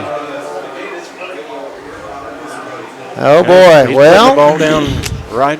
We'll have to try that again. Yeah, the umpire is pointing down to where the ball should be, and we're going to see what the call is here in just a minute. Well, maybe. that cost us some fireworks and everything. It's going to be a hold on Neosho.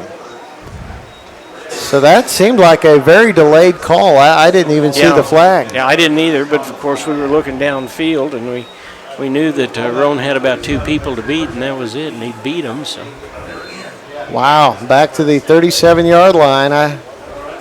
I thought we were off to the races. It's coming back, so it'll be first down 15 now. And now Kivett's going to give Roan running right side. Can we do it this time? This time he's going to be stopped after a gain of about 6 yards. He's going to get up about to the original line of scrimmage. And Cayman Roan is also into the game, and he had a really nice block for his brother on that previous play. But gain of 6 there, so it'll put it down at the 43-yard line. Second down 9, 5:45. Still 42-14. We got a little overzealous on that previous play. Now we have a timeout, an official timeout, so we can have a water break here with 5:42 to play. We take the timeout. We're back after this. You're watching the Canio Neosho Wildcat Sports Network. Looking for a bank that puts community first? Look no further than First Community Bank. With our friendly service, convenient locations, and a wide range of financial products and services, we're here to meet all your banking needs. Whether you're saving for the future, buying a home, or starting a business, we're committed to helping you achieve your financial goals. Come experience the First Community Bank difference today. First Community Bank, where community comes first. Member FDIC.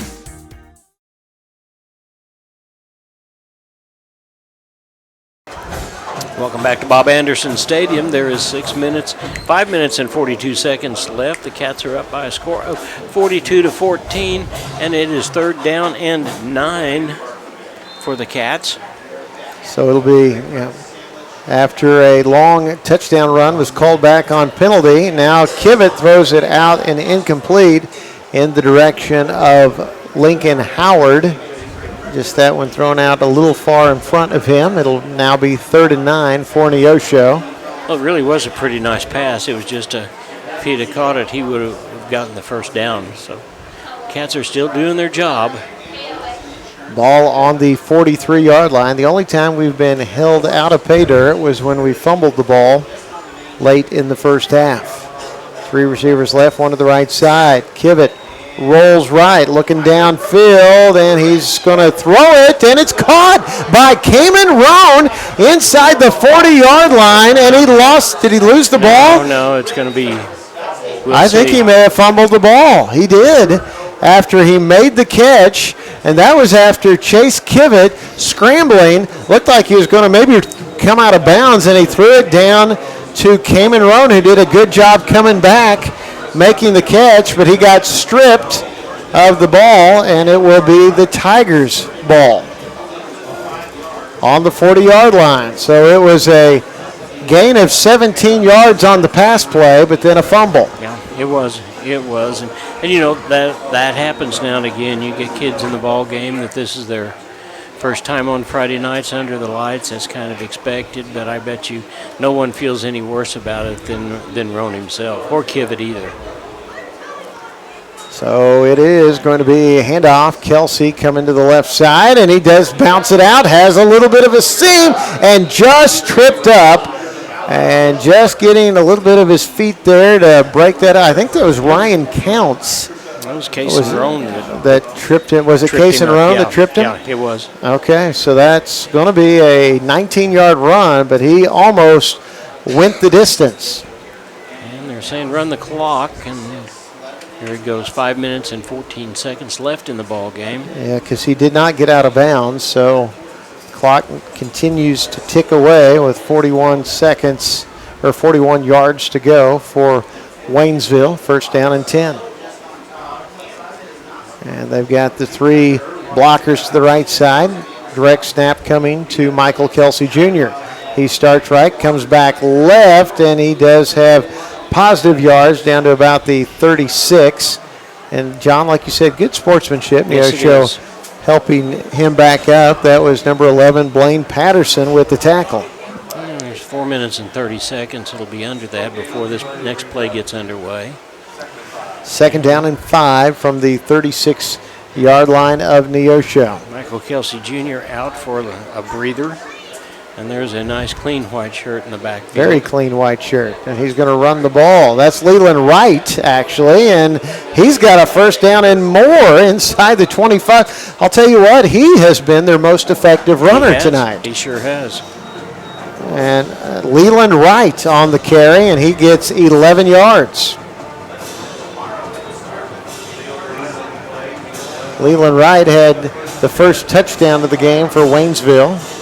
And he's had multiple big runs for the Tigers. Well, the clock continues to run down, and it's less than 3 minutes. First down, 4 minutes, yeah. 10 from the 25-yard line of Neosho.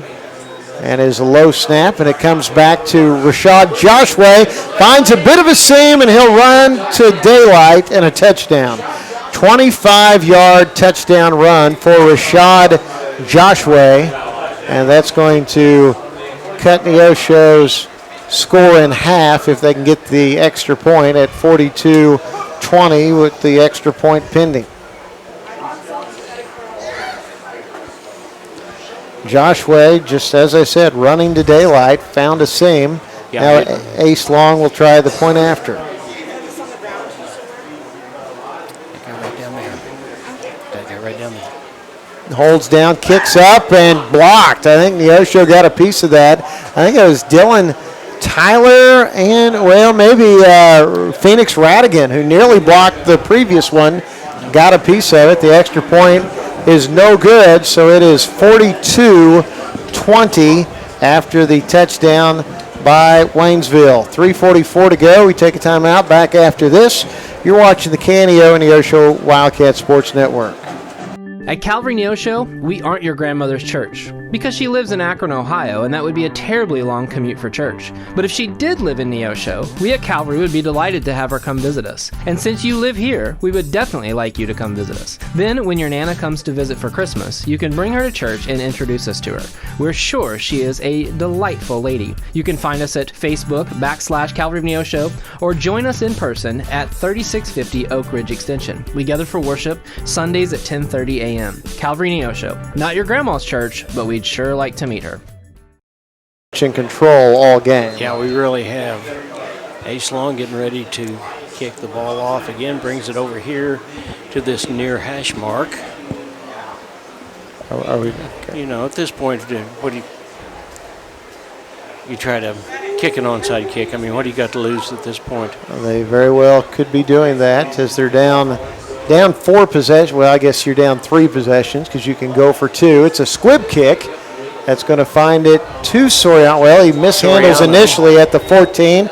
Now he comes up the right side trying to cut back and lowers the shoulder. Going to be dropped about the 21. So about a 7-yard return by Soriano. 3:37 to go. Neosho up by 22 points. Those little squib kicks are something. I'm not real sure exactly why that's even in anybody's repertoire, but it obviously worked there, and it was almost like a knuckleball. Yeah, that's exactly what it was like. It was knuckling off the tee, not an easy one for Soriano to handle. Ball will be down at the 26-yard line of Neosho. Wildcats with a lot of the second string into the game. 62 Andrew Fears is in at center for the Cats.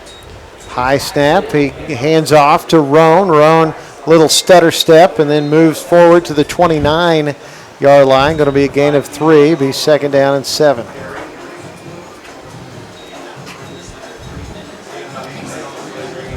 .320 and ticking. The Wildcats still rotating bodies in. Brody Leach comes in on the line. You've got Miller Franklin. You've got Romario Cifuentes. Yeah. He is out there. Number 24, Brody Mitchell. He's one of the receivers. 76, Michael Shellhorn. Yeah, Cayman Roan would like to have another opportunity at this point. He may very well get it. Kivett gives it to Kaysen Roan, coming up the right side, finds a little bit of running room. He'll make it to about the 34. Going to be a gain of 5, be third down and short. Keep up with the latest Neosho broadcast ball game schedule. Be sure to like us on Facebook at facebook.com/KNEO Radio. Follow us on X at KNEO 91.7 Sports, or download our KNEO iPhone or Android app. You can also watch the ball games on your phone, the Neosho Wildcat broadcast inside those apps. Download those apps today and enjoy more of your Neosho Wildcats. So you have Kenyon Wambaga on the far side. Neosho letting the clock run down. Kaysen Roan finds little running room and pushes forward. Going to be very close to a first down. It will be very close. See where they give it to him. All right. It's a ball to the 38. That's a gain of 4. Be first and 10. And now Neosho essentially is going to be able to run out the clock, barring timeouts taken by Waynesville. But I think considering the score differential, I don't think we're going to be seeing any timeouts from Kyle Barkley. No, I don't think so either. They've got a long, long road home, and they would probably just soon get on the bus. That's right. Get out of here. They are the furthest removed from anybody in the conference currently. Long ways northeast up the highway. Well, talking to one of the broadcasters over there for Waynesville, they said that it was about a 3-hour trip going up I-44. So, yeah, we're going to have to delay a game against Neosho, but that's not necessarily unplanned, as again we're just running the clock down. 1:23 to go, and Neosho going to get the third string in. It looks to me like. No, we're bringing the first string back in so they can get their victory formation set. That is exactly what's going to happen. So Cade Spiva back in at quarterback. So we're just going to be downing the ball here for a few plays with 1:23 to go. It'll be first down and 15. Ball back at the 32-yard line, and Spiva downs the ball. So we're going to have to do that a couple of more times as Neosho essentially loses a yard by downing the football. So it'll be second down and 16. It's 42-20. Neosho on top of the Waynesville Tigers. The Wildcats are going to be 4-0. The Tigers are going to be 0-4. You know, Hudson Williams in a position he's not very familiar with. He's all the way back at about the 20-yard line, and just kind of watching this as the Cats will down the ball in that victory formation. They'll have to do it one more time after this. Clock at 37 seconds. Play clock now at 5, at 3, and we down the ball. And that's a game. And, yep, that is going to be it. That got inside the 40 seconds, so the players come out on the field to exchange handshakes. Neosho wins it 42-20 over the Waynesville Tigers to improve to 4-0 and set up a date with the Webb City Cardinals next week. Webb City's going to be 1-3 hosting your Wildcats. That'll do it for our game. It is a 42-20 win. Stay tuned. Post-game coverage comes your way after this. This is the KNEO and the Neosho Wildcat Sports Network. Locally owned, operated, and here for you. Check out the new face of the Neosho Daily News, covering Newton County, highlighting area residents, businesses, school news, sports, and more. Find us on Facebook at Neosho Daily News or call 417-451-1520. Go get 'em, Wildcats!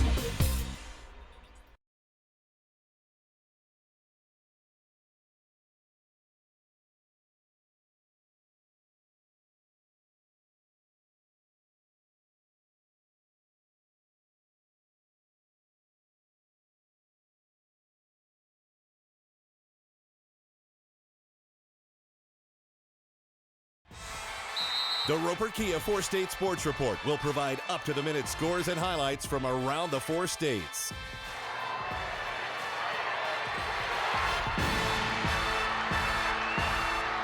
with ultimate local coverage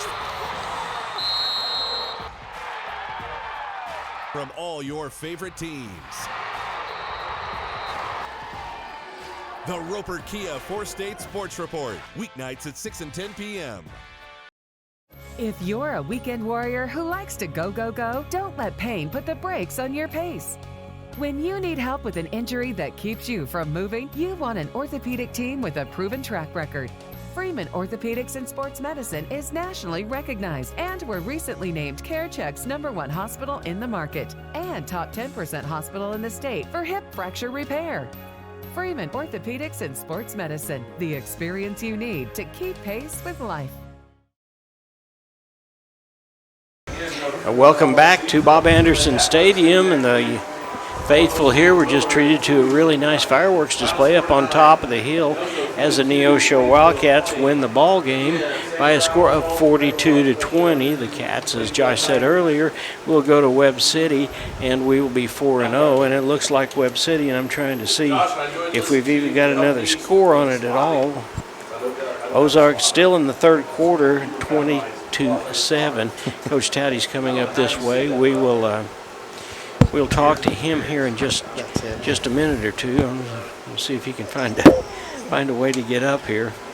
The Wildcats, though, just really strong right from the get-go. You have 3 touchdown runs from Denver Welch, one from 13 yards, one from 9, and one from 34. And then the Cats had a touchdown run by Cade Spiva, and he threw 2 touchdown passes, a 21-yarder to Boston Patterson and a 2-yard touchdown pass to Hudson Williams. But the Wildcats led 21-0 in the second period and really never looked back. And that was a very impressive win for the Wildcats. Yeah, it really was. It was a great, great win for the Cats, especially on homecoming. It's time now for the Coach Taddy post-game interview that's brought to you by Our Best Bank. At Our Best Bank Neosho, we believe in the power of serving others, from small businesses to agriculture. Whether you're looking for someone to help manage your mortgage or an expert in wealth management, we've got you covered. You deserve to have the best financial partner who cares about you and wants to help you reach your financial goals. Our Best of Neosho is proud to call Neosho their home. Coach Taddy, congratulations. Thank you. Great victory. Kids played really hard. Hats off to Waynesville. They came out and ran the ball really well. They had a good game plan, but our kids played really hard, kept responding, and just good to get out of here with a win. Well, not only was that, but our defense saw some looks that they've never seen before, didn't they? Yeah, I mean, that's an offense that you don't see very often in today's game, and so it's going to give everybody fits, and that's why they do it. And number 2 is a really good running back. He runs really hard, and so they executed it well, but our defense did a great job. That offense is built to milk clock and just get a couple yards a pop here and there, and our defense did a good job responding when we needed them to. Yeah, they really did. I thought they did a nice job of focusing on Kelsey, maybe a little bit too much, and that allowed them to score a couple of touchdowns. But when that kid comes in here, and he played against Willard last week and had 200-plus yards, I think Denver Welch was saying, I need to get my name up here somewhere. Yeah, Denver had a great night. He ran really hard, and he was happy to get in the end zone a few times tonight. Cade's been stealing some of them from him on the ground, so they kind of have been joking with each other about it, so he was happy to get in the end zone for sure. Yeah, and I'll tell you, for him to jump out there and get the 3 touchdowns immediately, that just kind of set the pace for the whole ball game, didn't it? It did. I mean, like I said, he just ran really hard, and he finished his runs. I mean, he had guys on his back as he was getting in the end zone, and it's just his work in the weight room really showed tonight, and I'm super happy for him and proud of how hard he played. Well, yeah, I'll tell you what, Boston Patterson got behind his defender, and there was nobody even close, and Spiva picking him up like that. That talks about what we've been talking about, which is football IQ. It really does, because all they had really shown is a one-high defense up until tonight, and they went to a little bit of cover 2 at times, and for Cade to be able to kind of pick up on that and adapt as the game went on and see those outside receivers be able to get behind those squatting corners was huge. Well, we got to take time out and rest for a little bit. We rang the bell. It's been a long, long day for the kids, but we'll be ready to start next week thinking about the Cardinals, right? Yeah, absolutely. I mean, it's been a really long day with the parade and all the pep rallies. It's been super cool with the community, and but I'm sure the kids are ready to rest a little bit, and it'll be a fun week next week. Web City Week's always fun, but we'll just focus on getting better every day and continuing to prove and hopefully get one step closer to playing our best football come week 10. Well, I think the number that we've got for Webb City, and it's the same one for a while, so it may have changed, but right now Ozark's up on them 20-7. So, but that's good and bad. Most of the time when Webb City gets beat, then they're not real happy about it when they come to Neosho, but we're going to their house, and our kids are going to be excited. Yeah, I mean, it really comes down to us at the end of the day and us executing our system and doing our job. And, Webb City's going to be a good football team no matter what their record is, but everybody in this conference is going to be good and tough. So our next week is no different, and so we'll approach it just like we do any other week and just focus on getting better day by day. All right, Coach, congratulations. Thanks for coming I up and being appreciate with it. us. Go Cats. Now we're going to get ready here for the Drive Time Scoreboard Show, which is brought to you by Friedman Orthopedics and Sports Medicine, and we'll head in that direction, and then we'll be right back, and we'll give you some scores. If you're a weekend warrior who likes to go, go, go, don't let pain put the brakes on your pace.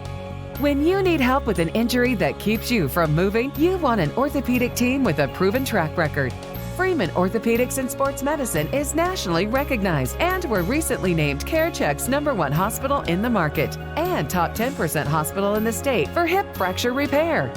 Freeman Orthopedics and Sports Medicine, the experience you need to keep pace with life. Welcome to Scores from Around the Country, brought to you by Freeman Orthopedics and Sports Medicine. We'll start over in Joplin, where it's in the fourth quarter. The Joplin Eagles are up over the Glendale Falcons by a score of 38-14. Lebanon Yellow Jackets must have gotten really mad after we were at their place last week, because it's fourth quarter and they're 46-12 over the Willard Tigers. Kickapoo Chiefs were getting beat in the third quarter by the Republic Tigers by a score of 49-10. There's a lot of noise up here right now. In the third quarter, the score that we have right now is Ozark 20 and Webb City 7. As that changes, you can look at our scoreboard show as Daniel Moore's back there at the office, and he will be making the updated scores as they go along. This ball game that you saw here on the KNEO and Neosho Wildcats Sports Network, the Neosho Wildcats got the better end of the Waynesville Tigers by a score of 42-20. Nixa Eagles, and this is a final now over at Carthage. Nixa Eagles 34 and Carthage 14.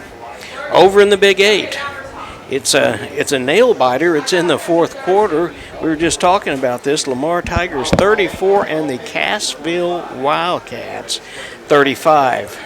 Oh, wow. Levette County Huskers 35, the Aurora Hound Dogs 14.